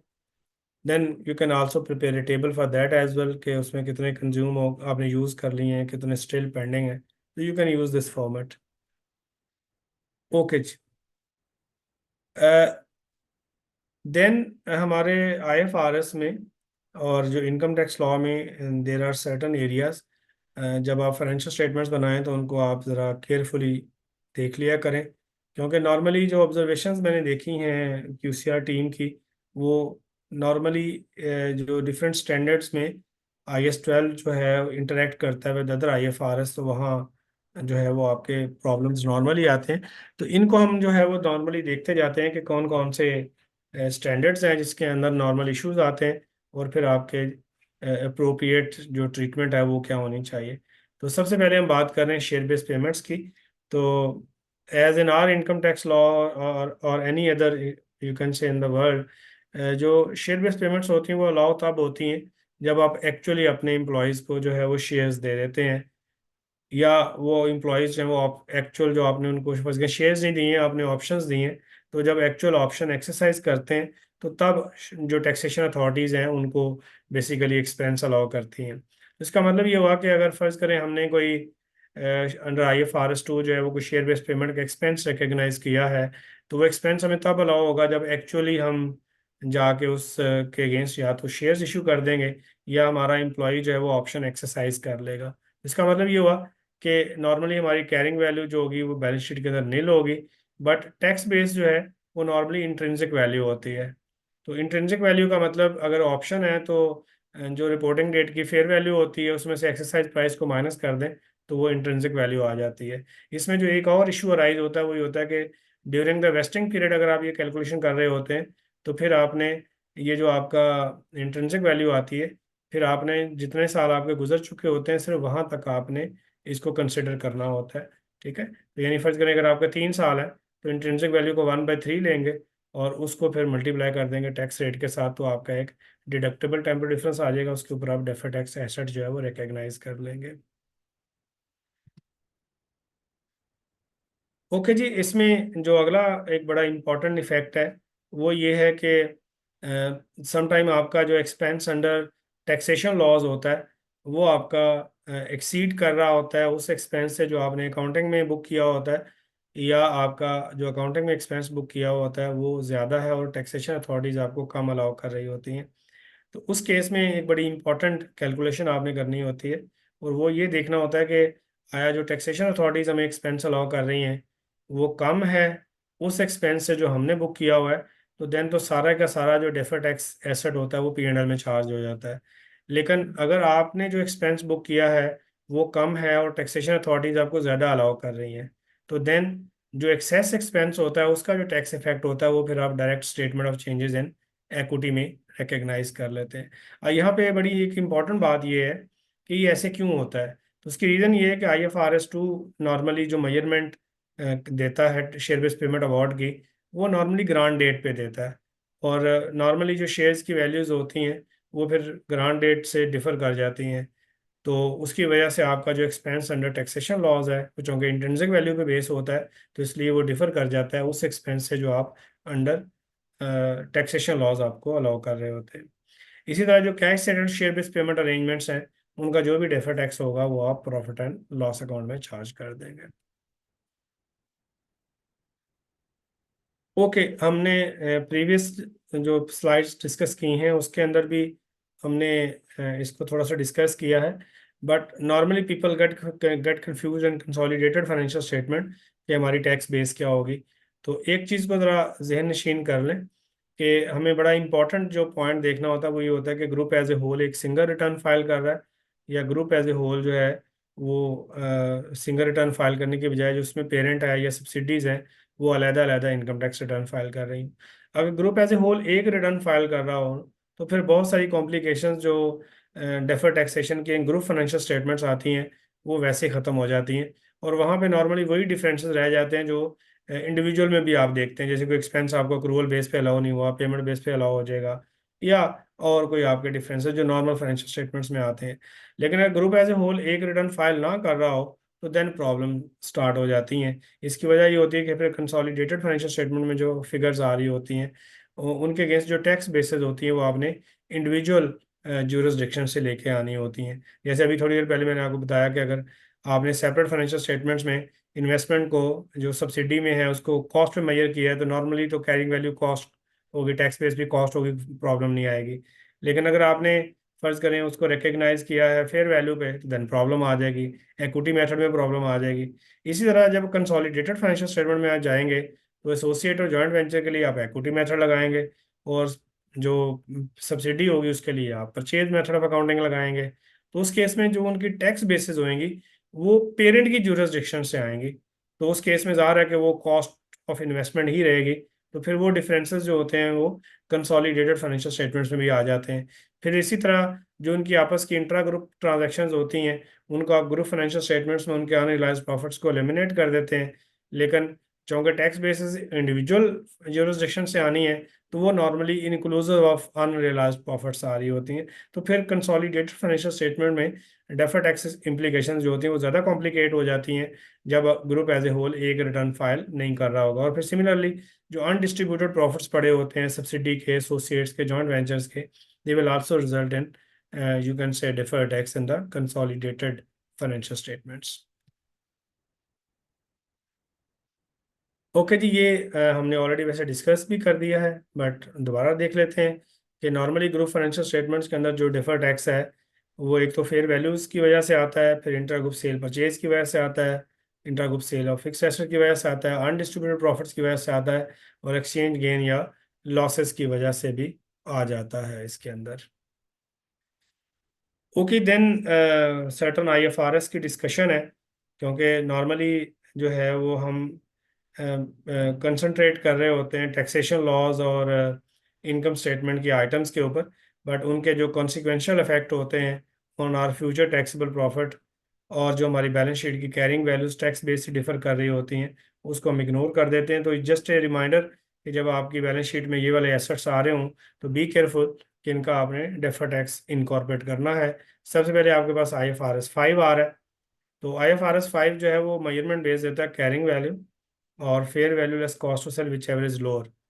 तो अगर आपने फर्ज करें कैरिंग वैल्यू जो है वो आपकी लोअर है, तो देन तो वही डिफरेंस होगा जो पहले आपकी कैरिंग वैल्यू टैक्स बेस का आ रहा होगा, तो उसका डेफर टैक्स तो आपने ऑलरेडी इनकॉर्पोरेट किया होगा। बट अगर fair value less cost to sell lower है, तो फिर आपको जो है वो एक फर्दर डेफर टैक्स जो होगा वो इनकॉर्पोरेट करना पड़ेगा, क्योंकि जो आपने लॉस बुक किया होगा अपने प्रॉफिट और लॉस अकाउंट में, वो फिर आपका जो है वो अलाउेबल एक्सपेंस नहीं होगा। तो this will also result in your taxable deductible temporal difference. Okay, we have another question.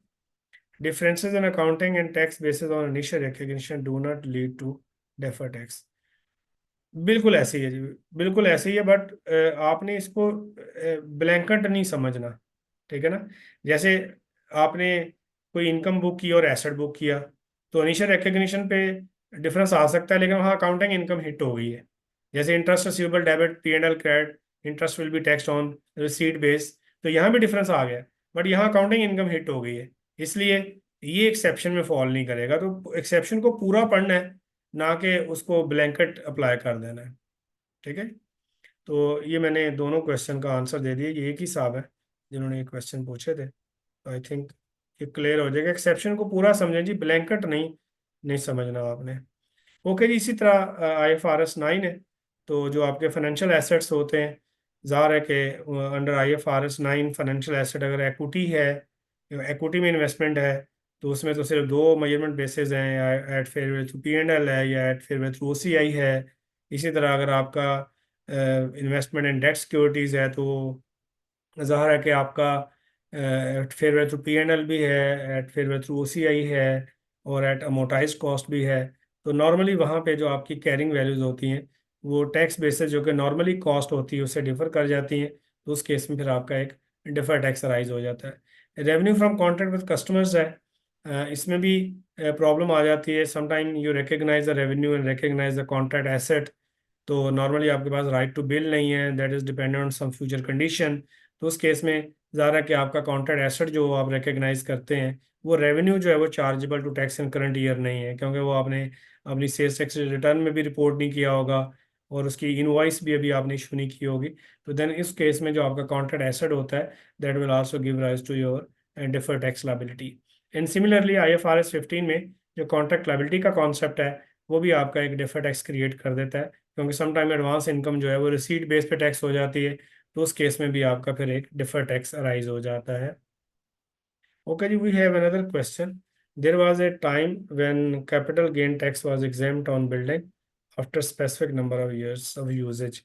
Usually, the companies do not have old buildings. Should these old buildings have deferred tax implications?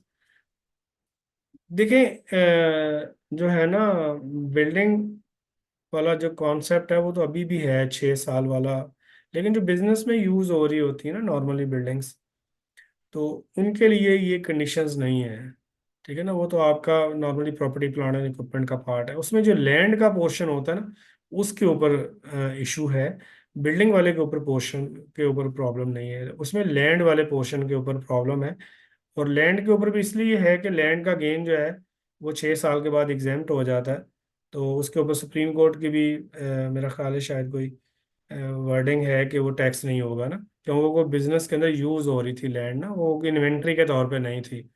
तो जहाँ पे land जो है वो inventory के तौर पे आ रही होती है, जैसे डेवलपर्स वगैरह हैं, लेकिन उनमें से बहुत सारे जो हैं वो तो फिक्स टैक्स रिजीम में है, तो उनके ऊपर वैसे ही डेफर टैक्स राइज नहीं होता।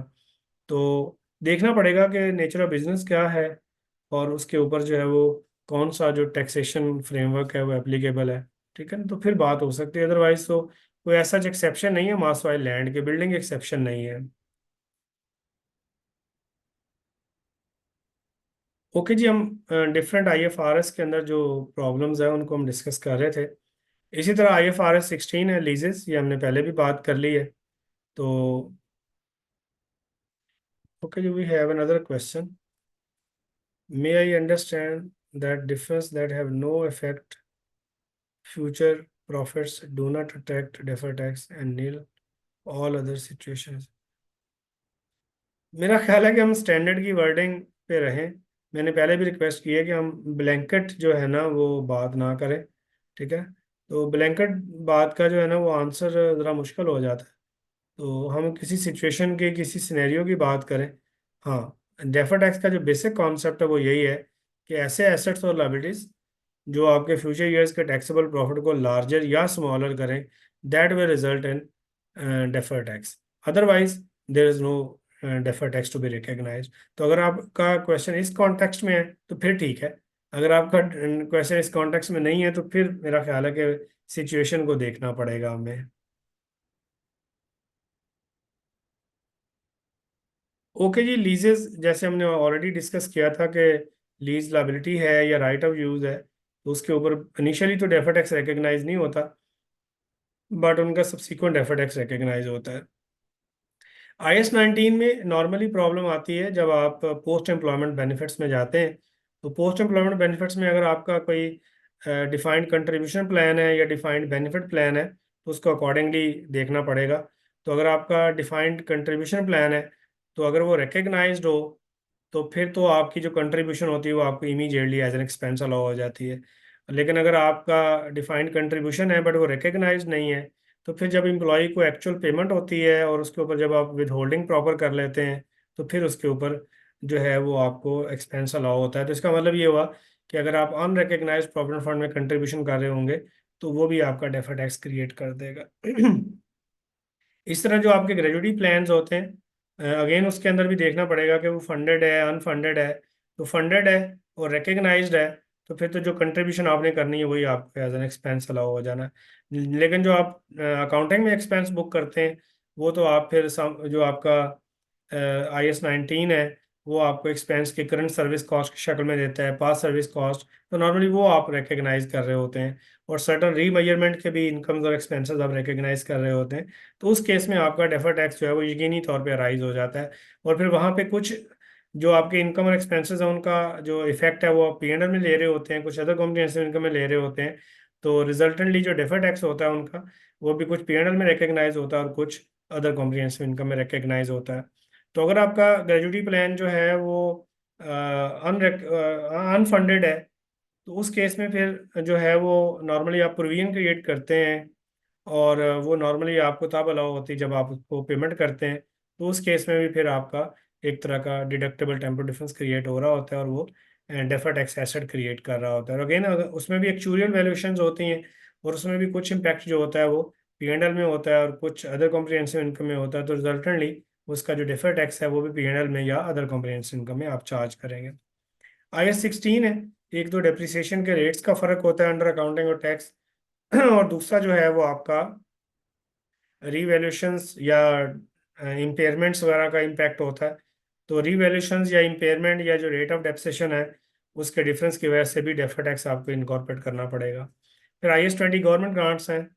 तो गवर्नमेंट ग्रांट्स जो हैं वो भी जब आप नॉर्मली किसी एसेट से डायरेक्ट ऑफसेट कर देते हैं तो उसकी कैरिंग वैल्यू टैक्स बेस से डिफर कर जाती है। तो ये भी आपके जो है वो एक तरह के अनिशियल रिकग्निशन के डिफरेंसेस में आ जाते हैं, क्योंकि उसमें भी अकाउंटिंग प्रॉफिट हिट नहीं होता और टैक्स प्रॉफिट हिट नहीं होता, तो वो भी एक तरह की एक्सेप्शन में फॉल कर जाता है। सिमिलरली बोरिंग कॉस्ट है, अंडर IS 23 समटाइम आप बोरिंग कॉस्ट को कैपिटलाइज कर लेते हैं, बट टैक्सेशन में आपको जो है वो फुल एक्सपेंस अलाउ हो जाता है। तो उस केस में आपके जो एसेट की कैरिंग वैल्यू होती है वो आपकी टैक्स बेस से डिफर कर जाती है, तो वहाँ भी आपका एक टैक्सेबल टेम्पोरल डिफरेंस क्रिएट हो जाता है। IS 27 हमने ऑलरेडी डिस्कस कर लिया था कि अगर आप कॉस्ट के अलावा कोई मेजरमेंट बेस लेंगे तो देन आपको प्रॉब्लम आ जाएगी सेपरेट फाइनेंशियल स्टेटमेंट्स के अंदर। ओके जी, we have another question. Please also advise how recent ICAPS guideline would be impacting deferred. जी बिल्कुल, हमने अपनी ये करंट जो प्रेजेंटेशन है उसके अंदर हमने पार्ट बनाया हुआ है, तो इंशाल्लाह वहाँ तक पहुँचते हैं तो आपको एक्सप्लेन करते हैं जी। ओके, जिसी तरह IS 28 है, एज आई ऑलरेडी डिस्कस्ड कि इक्विटी मेथड ऑफ अकाउंटिंग जो है वो भी एक प्रॉब्लम क्रिएट करता है। ऊपर हमने एक्सेप्शन में भी उसकी बात की है। फिर IS 36 है, इम्पेयरमेंट जो है वो एज एन एक्सपेंस अलाउ नहीं होता, तो इसकी वजह से भी आपका टैक्सेबल टेम्पोरल डिफरेंस क्रिएट हो जाता है। फिर IS 38 है, समटाइम आप जो है वो IS 38 में रिसर्च को ज़ाहिर है फुली एक्सपेंस आउट करना है, डेवलपमेंट को आपने एसेट रिकग्नाइज करना है। अंडर टैक्सेशन लॉज जो है वो या तो आप फुल एक्सपेंस क्लेम कर लेते हैं या उसका जो रेट होगा वो डिफर कर रहा होगा। और इनटेंजिबल एसेट तो इनडेफिनेट भी हो सकते हैं, तो इनकम टैक्स लॉ में जो इनडेफिनेट का कोई कॉन्सेप्ट नहीं है, तो उस केस में भी ज़ाहिर है कि आपका एक डिफरेंस क्रिएट हो जाएगा। इसी तरह इन्वेस्टमेंट प्रॉपर्टीज़ में अगर आपका कॉस्ट मॉडल है तब भी, और अगर आपका फेयर वैल्यू मॉडल है तब भी, कॉस्ट मॉडल में डेप्रिसिएशन रेट्स की वजह से फ़र्क आ सकता है, और फेयर वैल्यू मॉडल में ज़ाहिर है कि टैक्स में आप टैक्स क्लेम कर रहे होंगे और यहाँ फेयर वैल्यू गेन या लॉस रिकग्नाइज कर रहे होंगे, उसकी वजह से भी फ़र्क आ जाएगा। इसी तरह IS 41 एग्रीकल्चर है, उसकी भी मेजरमेंट बेस जो है वो fair value less cost to sell है, तो इसलिए वहाँ भी आपके डिफरेंसेस आ जाएंगे।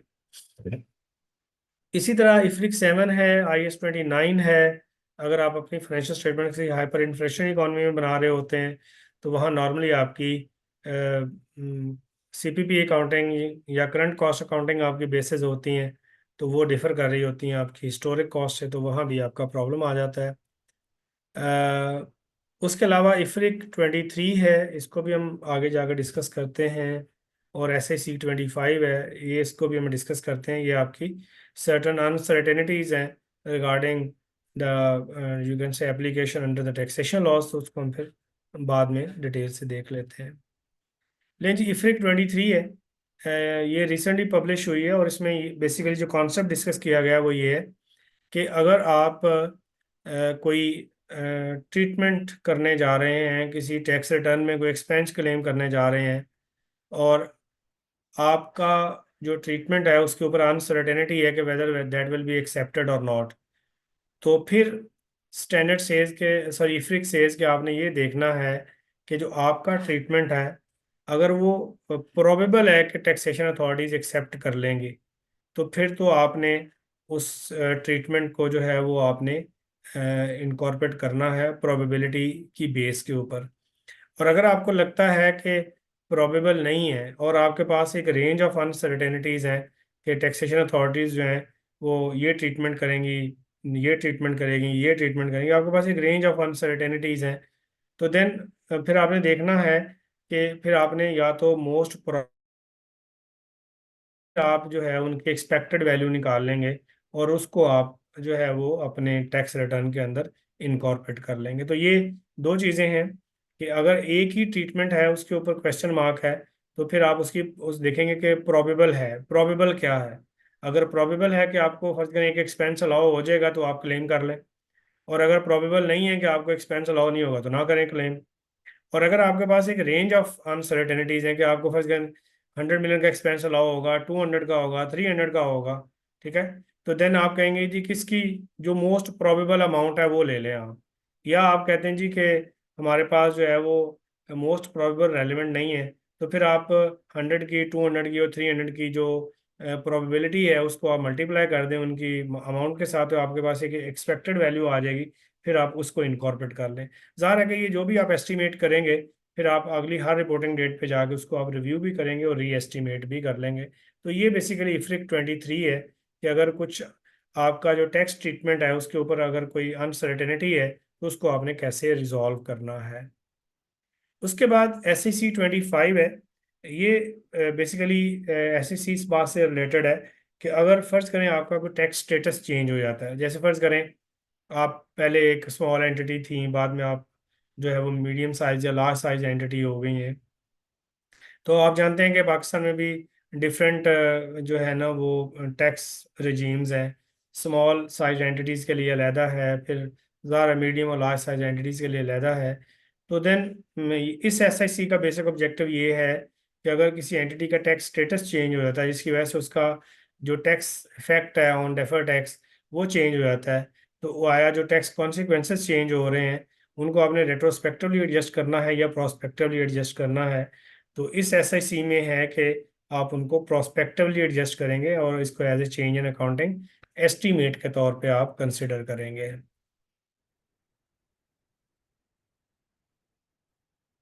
लेकिन अब प्रीवियसली TR 27 थी, ठीक है जी, और इसको अब जो है वो विड्रॉ कर लिया गया है।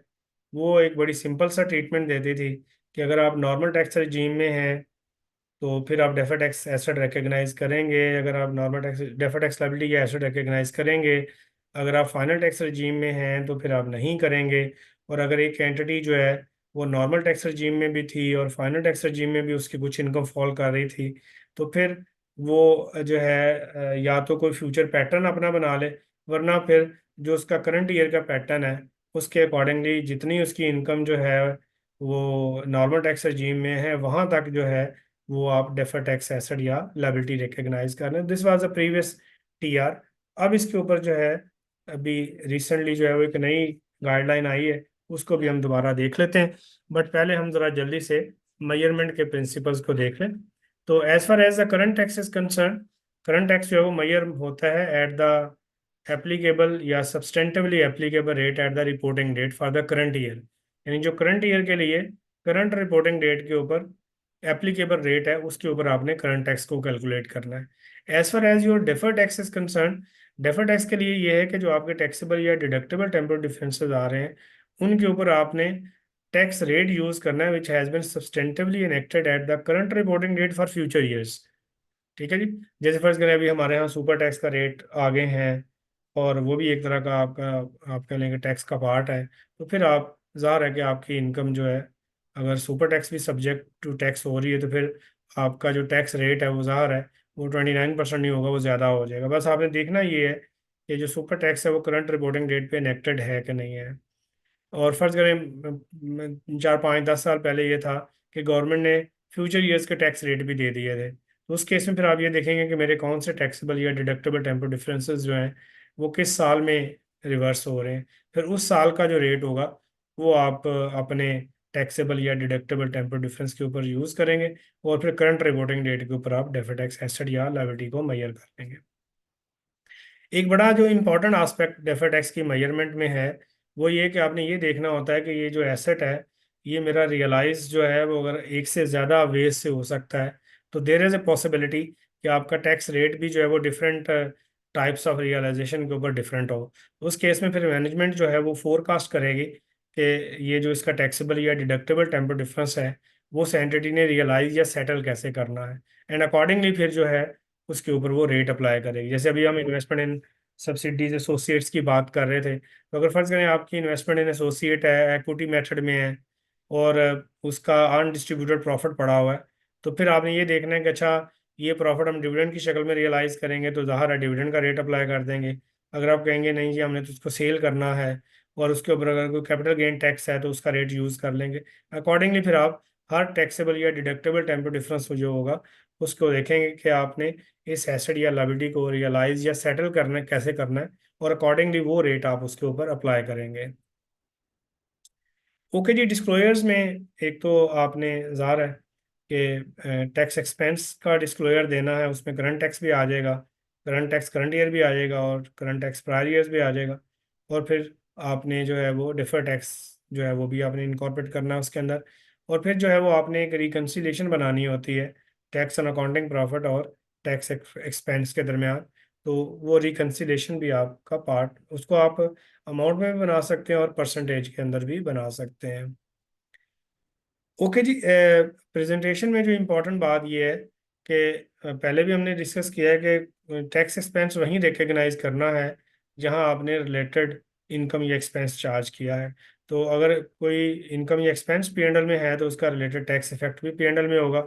और अगर आपने कोई इनकम या एक्सपेंस जो है वो अदर कॉम्प्रिहेंसिव इनकम में या statement of changes in equity में रिकग्नाइज किया है, तो उसका जो रेलिवेंट टैक्स इफेक्ट होगा वो भी आप अदर कॉम्प्रिहेंसिव इनकम में या statement of changes in equity में ही रिकग्नाइज करेंगे। ओके जी, we have another question. In case your year of reversal of taxable temporal difference is not certain. अच्छा, उसमें फिर ये है कि अगर सर्टन नहीं है तो फिर या तो आप एवरेज ले सकते हैं, या फिर ये है कि आप करंट ईयर का ले सकते हैं। तो it will be matter of your judgement. तो आप अपनी जजमेंट अप्लाई करें और उसके अकॉर्डिंगली जो है वो आप उसको, हाँ समटाइम क्या होता है कि आपके प्रोग्रेसिव रेट्स भी होते हैं, जैसे हमारे यहाँ ये अभी सुपर टैक्स भी आ गया। तो उस केस में फिर ये भी होगा कि आपने ये देखना है कि आपका जो होगा मैक्सिमम रेट लग रहा होगा, आपका जो है वो एक एवरेज रेट लग रहा होगा। तो फिर अकॉर्डिंगली आप जो है, जो आपकी प्रोजेक्शन आ रही है उसके अकॉर्डिंगली फिर आप जो है वो रेट यूज़ कर लेंगे। ओके जी, प्रेजेंटेशन की बात भी हमारी हो गई है। और यस, ऑफसेटिंग है। और ऑफसेटिंग में स्टैंडर्ड कहता है कि आप ऑफसेट कर सकते हैं अगर एक ही ज्यूरिसडिक्शन से रिलेटेड आपका टैक्स एक्सपेंस और इनकम है, और आपका जो है वो टैक्स एसेट और टैक्स लायबिलिटी है, तो आप इनको नेट ऑफ करके नॉक ऑफ करके नेट बेसिस पे आप प्रेजेंट कर सकते हैं। दो कंडीशंस हैं, लीगली इन्फोर्सेबल राइट है, और आपकी इंटेंशन भी सेटलमेंट ऑन नेट बेसिस है।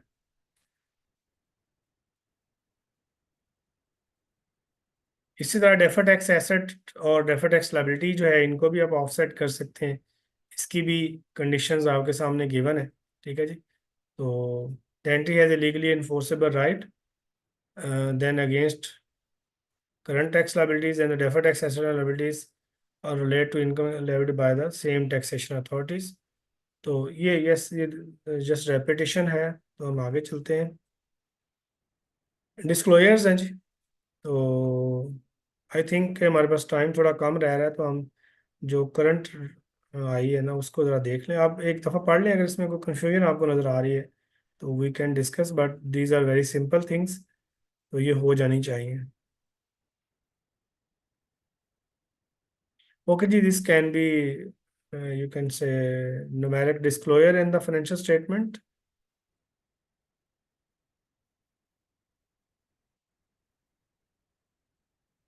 ये आप नॉर्मली एक टैक्स रिकन्सिलिएशन बना देते हैं।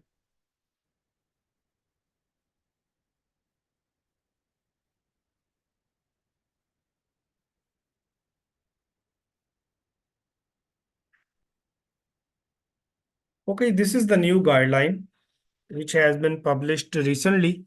और इसके ऊपर जो है वो क्लैरिफिकेशन भी पब्लिश हुई है, तो हमने दोनों को इनकॉर्पोरेट कर दिया है जो अभी आई कैप ने पब्लिश की हैं।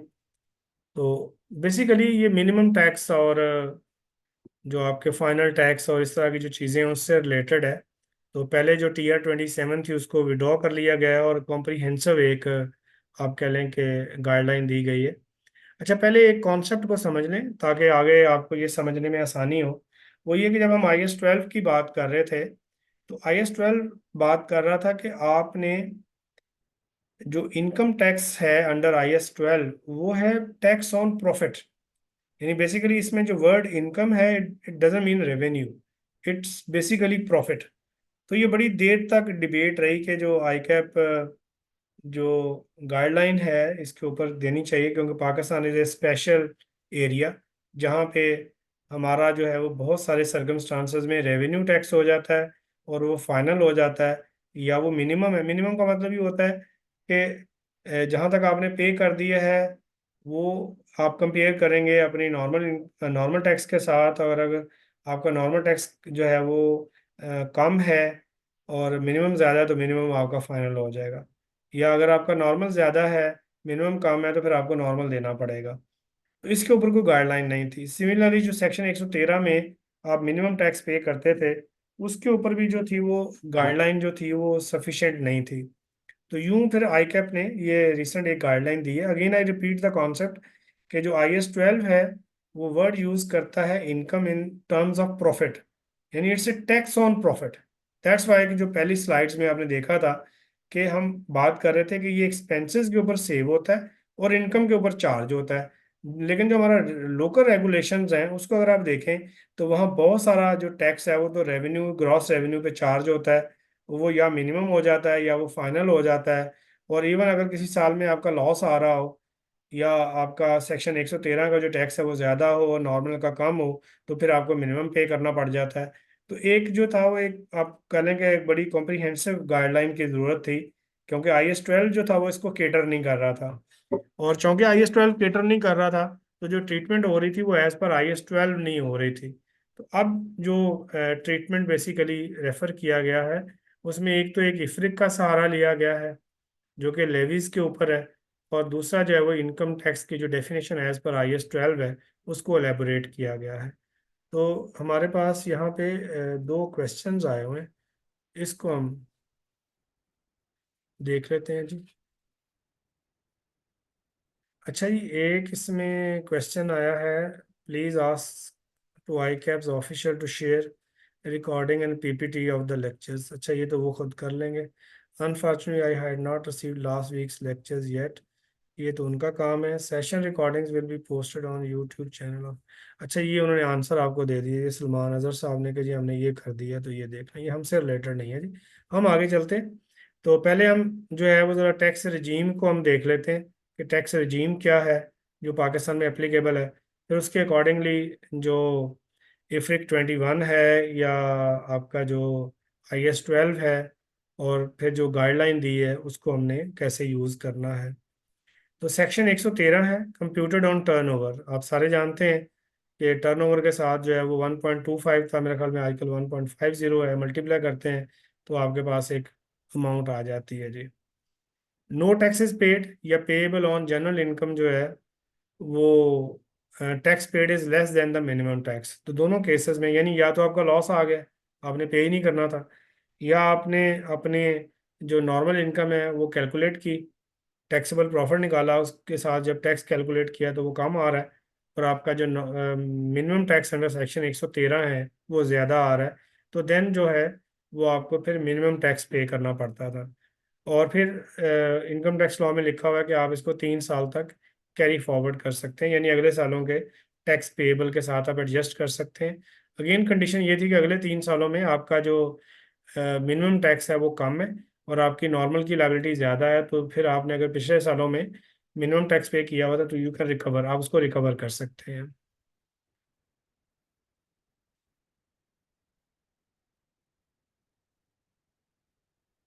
अच्छा जी, आगे चलते हैं। अदर सेक्शंस हैं applies when tax with held, जैसे सेक्शन 153 है, 153 है, इंपोर्ट का है, आई थिंक 148 है। तो उसमें भी देखते हैं कि आपका जो टैक्स इंपोर्ट स्टेज पे कट गया, या आपके जो सप्लायर है उसने जो है वो सॉरी आपके कस्टमर ने टैक्स विद हेल्ड कर लिया, जिसने आपको पेमेंट करनी थी उसने आपका टैक्स विद हेल्ड कर लिया और वो मिनिमम के तौर पे क्लासिफाई हो गया। और आप कंपेयर करेंगे कि आपकी जो नॉर्मल की लायबिलिटी है वो कितनी बनती है और जो आपका इंपोर्ट स्टेज पे या आपके कस्टमर ने विद हेल्ड कर लिया वो कितना है। और फिर ये है कि अगर आपका जो टैक्स विद हेल्ड है अगर वो ज़्यादा है और आपकी नॉर्मल की लायबिलिटी कम है तो फिर जो मिनिमम टैक्स होता है वो एप्लीकेबल हो जाता है। ले जनाब, लेकिन इम्पॉर्टेंट बात यह है कि आपने टैक्सेबल प्रॉफिट ज़रूर कैलकुलेट करना है कि उस पर आपकी लायबिलिटी जो है वो ज़्यादा आ रही है या कम आ रही है। इसी तरह पाकिस्तान में जो है वो फाइनल टैक्स रजीम भी है। ठीक है जी, कि आपका जो टैक्स है, जैसे नॉर्मली एक्सपोर्टर्स थे, अब तो खैर मास वाले आईटी के एक्सपोर्टर्स के अलावा मेरा ख्याल है बाकी सारे नॉर्मल टैक्स रजीम में आ गए हैं।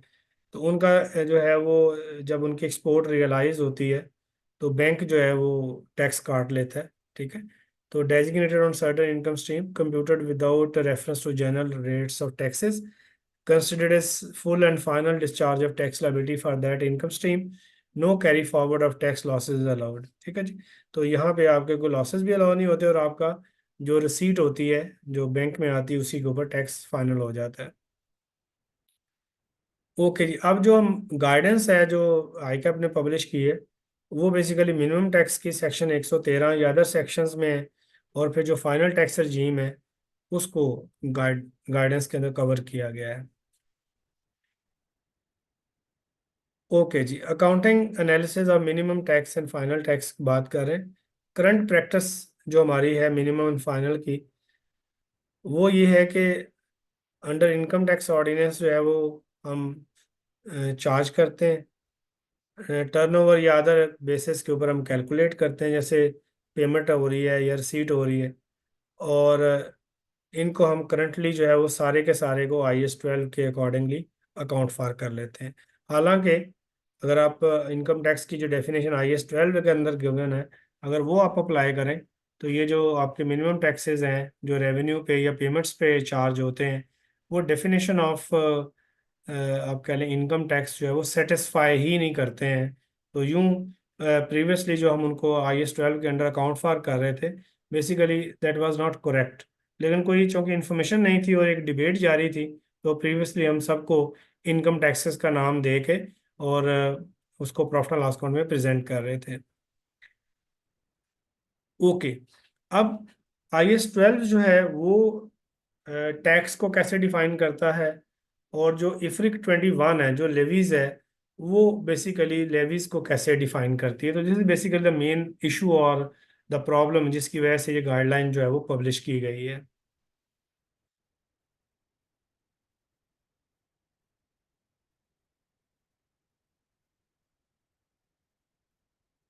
तो मेरा ख्याल था कि कोई क्वेश्चन है, अगेन जो है वो कोई स्लाइड्स के बारे में शायद कोई बात हो रही है। ओके जी, IS 12 जो है वो income tax based on profit की बात करता है, और जाहिर है कि टैक्सेबल प्रॉफिट की बात होती है कि टैक्सेबल प्रॉफिट पे जो टैक्स कैलकुलेट होता है वो हमारा इनकम टैक्स है। और जबकि जो रिसीट्स होती हैं या ग्रॉस रेवेन्यू है वो बेसिकली इनकम टैक्स की डेफिनेशन में ही शामिल नहीं है जो IS 12 के अंदर गिवन है। IFRIC 21 जो है वो बेसिकली अदर देन जो इनकम टैक्स है जो IS 12 के अंदर कवर्ड है उसको डिस्कस करती है। Levies based on gross revenue, assets और liabilities which do not meet the definition of income tax under IS 12, तो उसको बेसिकली IFRIC 21 जो है वो डील करेगी। और IFRIC 21 जो है वो बेसिकली कहती है कि these levies will be recognised under IS 37 IFRIC 21। तो बेसिकली इनकी अकाउंटिंग जो है वो IS 12 के अंडर नहीं होगी, बल्कि वो IFRIC 21 के अकॉर्डिंगली उसको अंडर IS 37 रिकग्नाइज किया जाएगा। ओके जी, अब हम जो है वो बात करते हैं कि हमारी जो कुछ टैक्स लाइबिलिटी है वो अंडर IS 12 आ रही है, और कुछ जो होगी वो ज़ाहिर है कि IFRIC 21 के अंदर जाएगी। ठीक है जी, तो अगर ऐसी सिचुएशन हो, जैसे फर्ज करें मेरा मिनिमम टैक्स कैलकुलेट करता हूँ तो मिनिमम टैक्स ज़्यादा है, बट IS 12 के अंडर जो है वो मेरा नॉर्मल टैक्स भी बन रहा है, तो उस केस में मेरा हाइब्रिड रजीम बन जाएगा।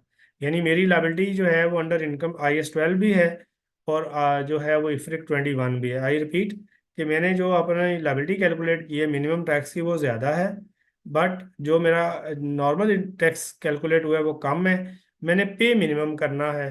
तो उस केस में ज़ाहिर है कि मेरा जो मिनिमम टैक्स होगा जो मैं एक्सेस पे कर रहा होगा वो मेरा लेवीज के अंदर फॉल करेगा, और जो मेरा नॉर्मल टैक्स रजीम में जो इनकम आ रही होगी वो मेरी IS 12 के अंदर फॉल करेगी। तो देन मेरा हाइब्रिड टैक्स रजीम बन जाएगा। Same is the case with section 153 और 148, तो ये एक जैसी बात है।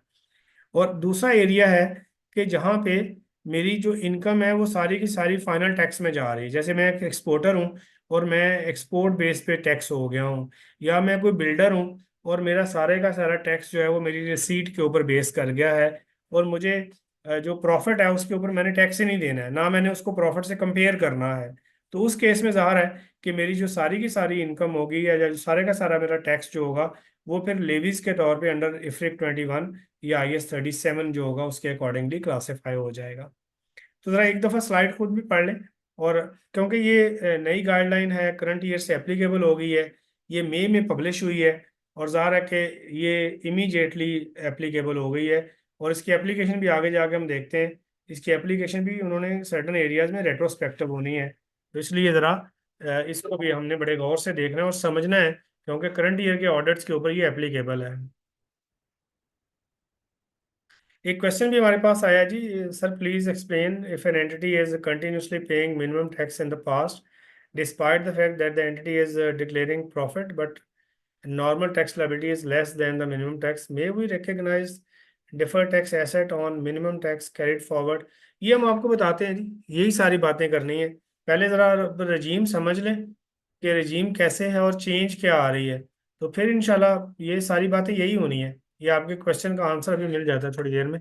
बस आप पहले इस कॉन्सेप्ट को समझ लें कि कॉन्सेप्ट क्या है, कि हो सकता है कि आपका हाइब्रिड रजीम हो, यानी सेक्शन 113, 153, 148 या इस तरह के जितने भी बाकी सेक्शंस हैं जहाँ पे आपका टैक्स जो है वो विदहेल्ड हो जाता है और मिनिमम के तौर पे क्लासिफाई हो जाता है। तो ये एक रजीम है। और दूसरा रजीम ये है कि जहाँ आपकी रिसीट के ऊपर, जैसे एक्सपोर्ट है या बिल्डर है, तो आपकी रिसीट के ऊपर जो है वो एक पर्टिकुलर अमाउंट चार्ज हुई और वो आपका फाइनल हो गया। तो जहाँ पे आपका टैक्स मिनिमम है, जहाँ पे आपने अपना टैक्सेबल प्रॉफिट निकालना है, उसके ऊपर आपने टैक्स की कंप्यूटेशन करनी है अंडर IS 12, और फिर आपने उसको मिनिमम टैक्स से कंपेयर करना है। ये एक रजीम है। और जहाँ आपका जो है वो टैक्स कैलकुलेट होगा आपकी रिसीट के ऊपर या आपके रेवेन्यू के ऊपर, और वो फुल एंड फाइनल हो जाएगा, तो वो आपका जो है सारे का सारा जो रजीम है वो इफ्रिक 21 या IS 37 में फॉल करता है। तो ये अगर आपको चीज़ क्लियर है तो देन हम आगे मूव करते हैं, और फिर जो आपने क्वेश्चन पूछा उसको भी हम आंसर करते हैं। लेकिन अब आगे चलते हैं। Accounting of minimum taxes levied under section 113 और other sections of income tax 2001, current tax consideration पहले बात हो रही है। तो यहाँ पे एक बाइफरकेशन अप्रोच आई कैप ने दी है। तो आज हम ये डिस्कस नहीं करेंगे कि आई कैप की अप्रोच कहाँ तक ठीक है कहाँ तक नहीं है, बट ये अप्रोच हमने डिस्कस करनी है। तो इसलिए इसके ऊपर क्वेश्चन हम नहीं टेकअप करेंगे कि इस अप्रोच के अंदर क्या प्रॉब्लम्स है, हम इस अप्रोच को डिस्कस करने जा रहे हैं ताकि हम इसको वाइंड अप कर लें, हमारे पास टाइम भी थोड़ा रह गया पीछे। लेकिन अब अप्रोच नंबर एक ये है, designate tax on gross revenue as a levy. यानी आपने कहना है कि जो मेरे रेवेन्यू के ऊपर टैक्स कैलकुलेट हुआ है सेक्शन 113 में या 153 में या 148 में, तो मैंने कहना है कि ये मेरा जो है ग्रॉस रेवेन्यू के ऊपर जो जितनी भी अमाउंट मेरी कैलकुलेट होके आई है, this will be my levy, ये मेरी लेवी है under IFRIC 21, and recognise it as an operating expense. यानी इवन ये करंट टैक्स के तौर पे क्लासिफाई भी नहीं होनी है, it will be recognise as an operating expense. और फिर अगर आप कंपेयर करेंगे कि आपकी नॉर्मल की लाइबिलिटी जो है वो कितनी बन रही थी, और जो एक्सेस अमाउंट होगी उसको आप जो होंगे recognise as current income tax under IS 12। Approach number B जो है वो जो ज्यादा एडवाइजेबल है, designate tax on taxable income as income tax. यानी पहले अगर फर्ज करें मिनिमम टैक्स ज्यादा बन रहा है तो कोई बात नहीं, आप जो IS 12 में आपका लाइबिलिटी बन रही है वो लें और उसको कहें कि ये तो मेरा इनकम टैक्स एक्सपेंस है, और उसके ऊपर जो ओवर एंड अबव आप पे कर रहे हैं उसको कहेंगे कि ये मेरी लेवी के तौर पे आ जाएगी। तो ये दो अप्रोचेज हैं जो आई कैप ने दी हैं, कि आप या तो पहले लेवी को डिटर्मिन कर लें और उसके ओवर एंड अबव अमाउंट जो है उसको आप कहेंगे ये मेरा जो है वो IS 12 का इनकम टैक्स है, या आप IS 12 वाला इनकम टैक्स पहले कैलकुलेट कर लें और उसके जो ओवर एंड अबव अमाउंट है उसको आप इफ्रिक 21 या IS 37 के तौर पे डिटर्मिन कर लें। ओके, ये क्वेश्चन और आ गया हमारे पास।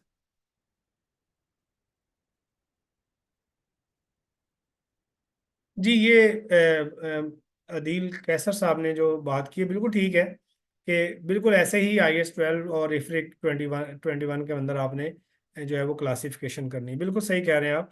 ज़रा पूरा देख लें, फिर अगर आपको लगे कि कोई कन्फ्यूजन है तो फिर हम इसको डिस्कस कर लेते हैं। ले जी आगे चलते हैं। नेक्स्ट पॉइंट ये है कि आपके पास अकाउंटिंग पॉलिसी की चॉइस है कि आपने ए अप्रोच को फॉलो करना है या बी अप्रोच को फॉलो करना है। और फिर जाहिर है कि जो भी आपकी अकाउंटिंग पॉलिसी होगी उसको आपने फिर कंसिस्टेंटली आपने अप्लाई करते जाना है। ये था हमारी करंट टैक्स के ऊपर जो गाइडलाइन आई है, उसने आपको जो इंफॉर्मेशन दी है। उसके बाद जो है वो डिफर्ड टैक्स कंसिडरेशंस हैं, उसमें भी ए और बी अप्रोचेज हैं। Deferred tax is measured using the average effective tax rate. ये हमने छोटी छोटी एग्जांपल्स भी आगे ऐड की हैं, तो उनसे आपको हम डिटर्मिन भी करके दिखाएंगे कि ये आपने इफेक्टिव टैक्स रेट कैसे निकालना है। The effective tax rate may vary requiring reassessments. और दूसरी अप्रोच ये है, deferred tax is measured using the enacted tax rate. Effective tax rate equals the enacted tax rate. ये जो डेफर्ड टैक्स की एप्लीकेशन है, ये थोड़ी सी हम आपको जब आपको टेबल दिखाते हैं आगे कि हमने इसको कैसे कैलकुलेट करना है। पर फिलहाल आप अप्रोचेस के ऊपर जो है वो चीज़ों को ज़रा देख लीजिए। Again we have another question, conclusion is same as both are right. नहीं, ऐसे नहीं होगा। ये हम देखते हैं, बेसिकली दोनों के आंसर सेम नहीं आएंगे। ये हम देखते हैं। लेकिन आप ये आपके पास अगर देखें तो हमने जो ऊपर अप्रोचेस डिस्कस किए हैं, अप्रोच ए की बात हम कर रहे हैं कि अगर आपका नॉर्मल टैक्स एक्सीड कर जाता है मिनिमम टैक्स से, तो आपका टर्नओवर 1 लाख है, टैक्सेबल इनकम आपकी 30,000 है, मिनिमम टैक्स आपका 5% है, 5,000 आ गया, नॉर्मल टैक्स आपका 8,700 आ रहा है। तो आप कहेंगे कि मैं 5,000 को तो लेवी के नाम पे लूंगा, और ऊपर वाला जो 3,700 है उसको मैं इनकम टैक्स के तौर पे क्लासीफाई कर दूंगा।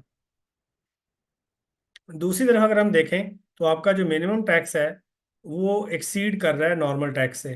तो टर्नओवर आपका 1 लाख है, टैक्सेबल इनकम 10,000 है, मिनिमम टैक्स एट 5% 5,000 है, और नॉर्मल टैक्स जो है वो 2,900 है। तो अगर मेरी अप्रोच जो है वो अप्रोच नंबर 1 है या अप्रोच नंबर ए है जिसमें मैंने लेवी को पहले डिटर्मन करना है, तो अगर आप देखें तो यहाँ 5,000 का 5,000 जो होगा वो लेवी के तौर पे क्लासीफाई हो जाएगा, और इस केस में आपका जो है वो नॉर्मल टैक्स नहीं आएगा, यानी इनकम टैक्स एक्सपेंस आपका जीरो हो जाएगा जो अंदर IS-12 होगा। अच्छा, फिर आपने इफेक्टिव टैक्स रेट जो ऊपर हम बात कर रहे थे कि आपने डेफर टैक्स किस रेट पे लेना है, तो अगर आप यहाँ देखें तो आपका इफेक्टिव रेट एक कैलकुलेट हो रहा है, यानी आपने IS-12 का जो टैक्स है उसको आपने डिवाइड कर देना है जो आपकी टैक्सेबल इनकम है, तो उसके ऊपर आपका एक टैक्स रेट एवरेज निकल आएगा, जिस पे आपने के जो भी टैक्सेबल या डिडक्टेबल टेम्पर डिफरेंसेस आ रहे हैं वो आप फिर इस रेट से आप मल्टीप्लाई करके आप उसका डेफर टैक्स कैलकुलेट कर सकते हैं। आई थिंक के एग्जांपल्स बड़ी सिंपल है और इसमें कोई प्रॉब्लम नहीं होनी चाहिए। पहले ज़रा आप दोबारा देख लें अप्रोचेस क्या हैं। ये दो अप्रोचेस हैं, ठीक है। एक ये कि पहले आप लेवी को डिटर्मिन कर लें और एक्सेस को आप IS-12 का टैक्स कर दें। दूसरी अप्रोच ये है जो भी हमने एग्जांपल में देखनी है, वो ये कि आप पहले अपना IS-12 की अपनी लाइबिलिटी निकाल लें, एक्सपेंस निकाल लें, और बाद में आप जो एक्सेस अमाउंट है उसको आप लेवी के तौर पे क्लासीफाई कर लें। तो यहाँ अगर आप देखें तो हमने एग्जैक्टली इसको अप्लाई कर दिया है।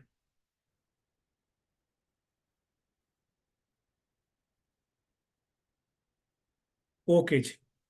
अब ज़रा हम जो है वो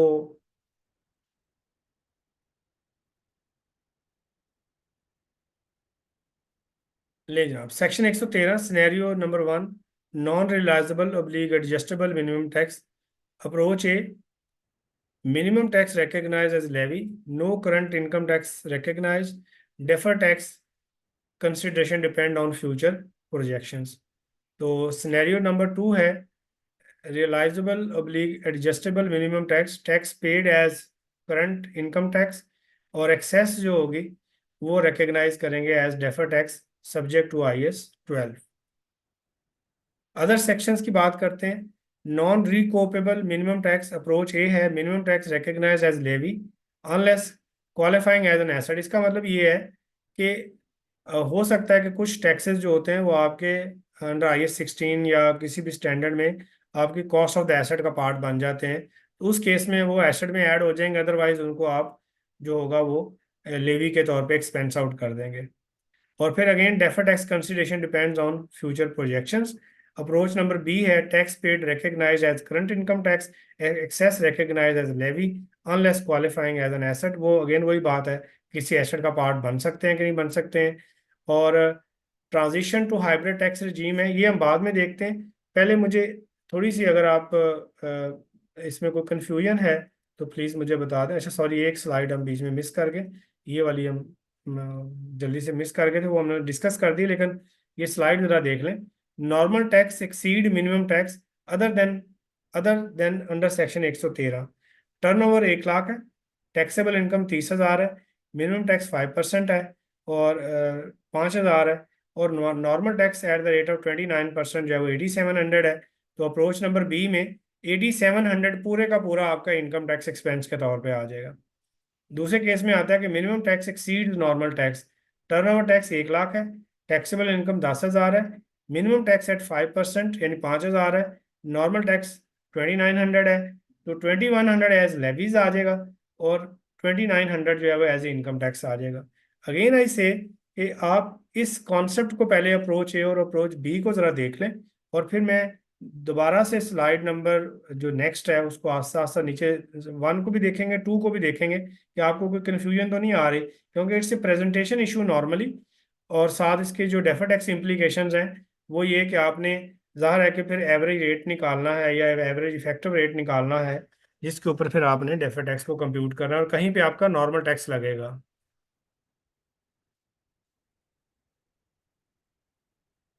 अ,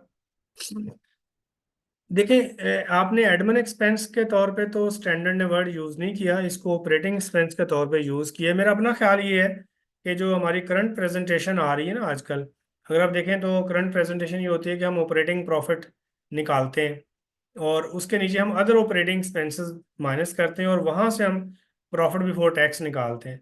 मेरा अपना ख्याल ये है कि अभी इसकी जो क्लासिफिकेशन की अप्रोप्रिएट जगह होगी ना, वो होगी कि admin selling distribution expenses minus करके आप ऑपरेटिंग प्रॉफिट निकालें, और उसके नीचे जो अदर एक्सपेंसेस के नाम से हमने हेडिंग दी होती है ना, जिसमें WPPF, WWF और इस तरह के जो हम एक्सपेंसेस वगैरह चार्ज करते हैं, उसके साथ हमें लेवी को भी चार्ज आउट करना चाहिए।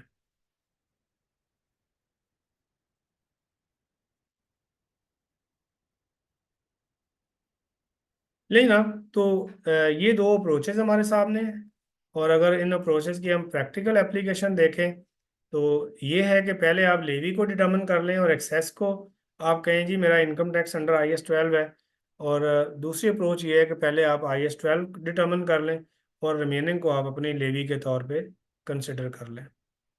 ठीक है जी। और दूसरी अप्रोच में जो आपका डेफर टैक्स होगा वो आपके नॉर्मल रेट से आएगा, और पहली अप्रोच में जो आपका डेफर टैक्स होगा वो इफेक्टिव रेट से आएगा। तो ये ज़रा डिफरेंस है, इसको भी आपने आइडेंटिफाई कर लेना है। लेकिन अब transition to hybrid tax regime है। Apply requirements of IAS 8 for restatement, मतलब ये है कि ये रेट्रोस्पेक्टिवली अप्लाई होगा अब। ठीक है जी। और फिर जो आपने जो अप्रोच यूज़ करनी है वो आपकी अकाउंटिंग पॉलिसी होगी।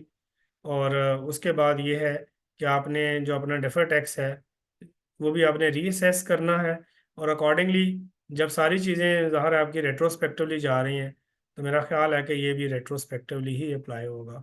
और डेफर टैक्स इसका मतलब ये है कि जो प्रीवियस ईयर्स में अगर आपने अनयूज टैक्स लॉसेस के ऊपर कोई डेफर टैक्स एसेट जो है वो रिकग्नाइज किया हुआ है, और आपकी जो पॉलिसी है वो फर्ज करें ए अप्रोच है, तो फिर आपको उसको उठा के इफेक्टिव रेट पे भी लेके जाना पड़ेगा।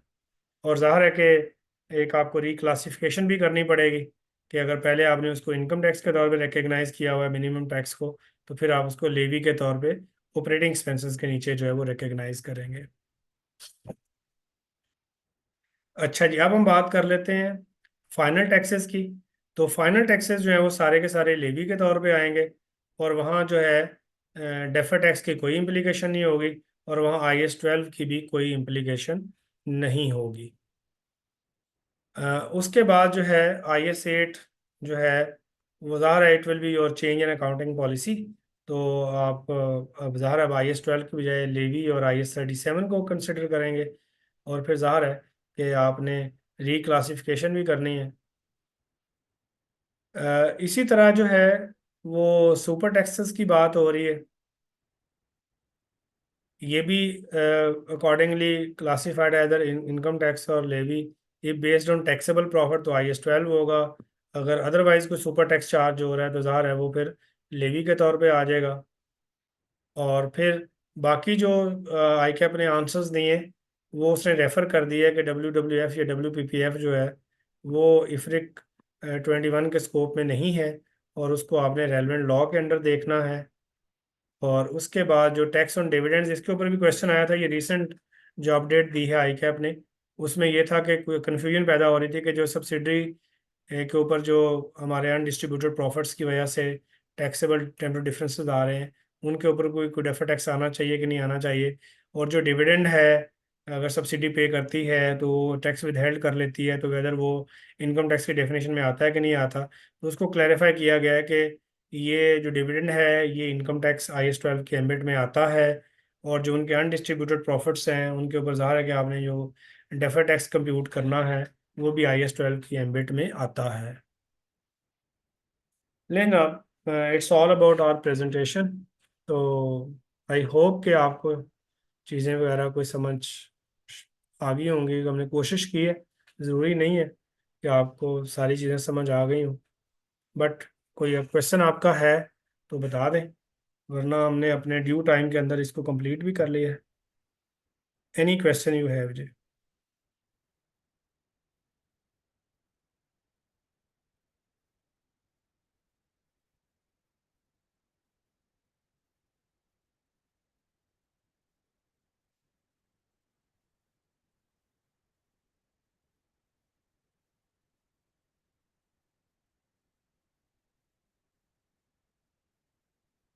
ओके जी, एक क्वेश्चन आया है कि do we still have final tax regime now, if yes which industry.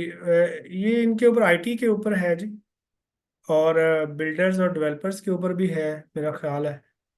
तो ये तो मुझे दो याद है, बाकी जो है वो पूरी एक्सपोर्ट सेक्टर जो है वो तो नहीं है अब।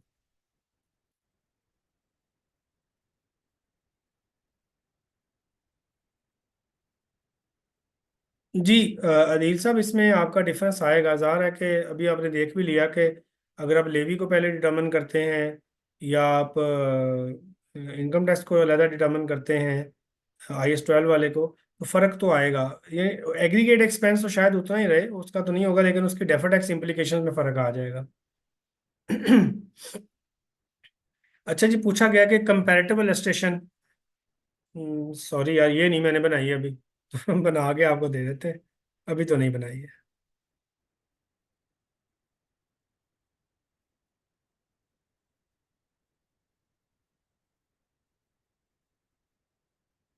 अच्छा जी, एक क्वेश्चन आया है, also guide for defer tax for exporters, that is whether complete impact to be taken in current year regarding defer tax और something to be routed through statement of other comprehensive income. अच्छा, statement of other comprehensive income तो नहीं, but देखें IS 12 जो होता है ना, इसकी भी रिक्वायरमेंट यही थी कि इसने रेट्रोस्पेक्टिवली ही अप्लाई हुआ था जब आया था। तो अगर आप देखें तो पहले आप डेफर टैक्स रिकग्नाइज नहीं कर रहे थे, तो इसकी रेट्रोस्पेक्टिव एप्लीकेशन तो होनी चाहिए। और वो ये है कि अगर कंपैरेटिव ईयर को आपने रीस्टेट नहीं भी करना, तो जो इस साल के स्टार्ट में आपके टैक्सेबल या डिडक्टेबल टेम्पोरल डिफरेंसेस आ रहे थे, उनका इम्पैक्ट आपको ओपनिंग में लेके जाना चाहिए। But it will be matter of judgement and let me go through standard as well. मेरा अपना ख्याल ये है कि जो जिस साल में आपका ये अप्लाई हो रहा है, उस साल के स्टार्ट में आप डेफर टैक्स कैलकुलेट करें, ठीक है जी। और साल के एंड पे कैलकुलेट करें, और इस साल में सिर्फ इस साल का रिकग्नाइज करें, वरना तो आपका जो सारे का सारा इम्पैक्ट होगा वो करंट ईयर में आ जाएगा। तो modified retrospective approach may be more appropriate, but I think जैसे आई कैप ने इसके ऊपर आपको ये कॉम्प्रिहेंसिव एक दी है इलस्ट्रेशन, तो इस क्वेश्चन के ऊपर भी मेरा ख्याल है कि ओपिनियन ले लेनी चाहिए। बट मेरा अपना ख्याल ये है कि रेट्रोस्पेक्टिव एप्लीकेशन होनी चाहिए कि अगर आपकी एक्सपोर्ट रजीम जो था वो पहले फाइनल टैक्स रजीम में था, और आप उसको उठा के आपने नॉर्मल टैक्स रजीम में लेके आए हैं, तो डेफर्ड टैक्स आपने अगर रिकग्नाइज करना है, तो पिछले सारे सालों का जो कंप्लीट आपका डिफरेंसेस होंगे, अगर वो करंट ईयर में रिकग्नाइज करेंगे तो दैट में बी ए प्रॉब्लम। तो उसके ऊपर मेरा ख्याल है कि मॉडिफाइड रेट्रोस्पेक्टिव एप्लीकेशन जो होगी वो एडवाइजेबल होनी चाहिए। अच्छा, ये इन्होंने क्वेश्चन पूछा है कि whether dividend received on shares in other than associate will fall under IAS 12। देखिए, IAS 12 ने कतई सिर्फ एसोसिएट की बात नहीं की है। डिविडेंड्स के ऊपर जो टैक्स है वो IAS 12 के अंदर ही फॉल करता है। ठीक है जी। Tax withheld on above set dividends, ये जो इजहार है वो भी इनकम टैक्स के तौर पे क्लासिफाई होगा जी।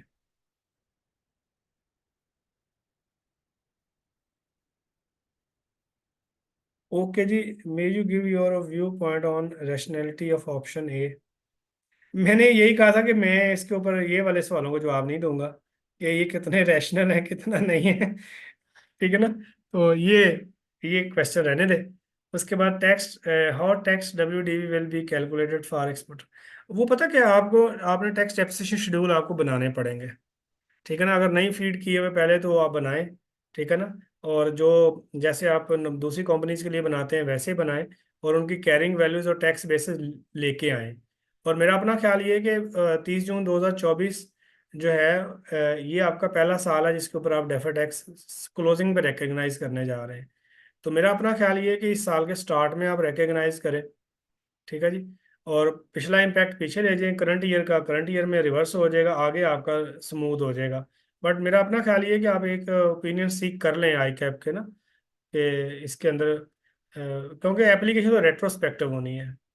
ओके जी, आई थिंक क्वेश्चंस जितने भी थे उनके मैंने आंसर कर दिए हैं। और थैंक यू वेरी मच, आपने इतनी जो है ना वो बॉदर किया, टॉलरेंस के साथ आपने सुना। ठीक है जी। और मैं ये स्लाइड्स पिछली दफ़ा भी दे गया था IFRS 15 के भी। आज भी मैं दे के जाऊँगा जी इनको।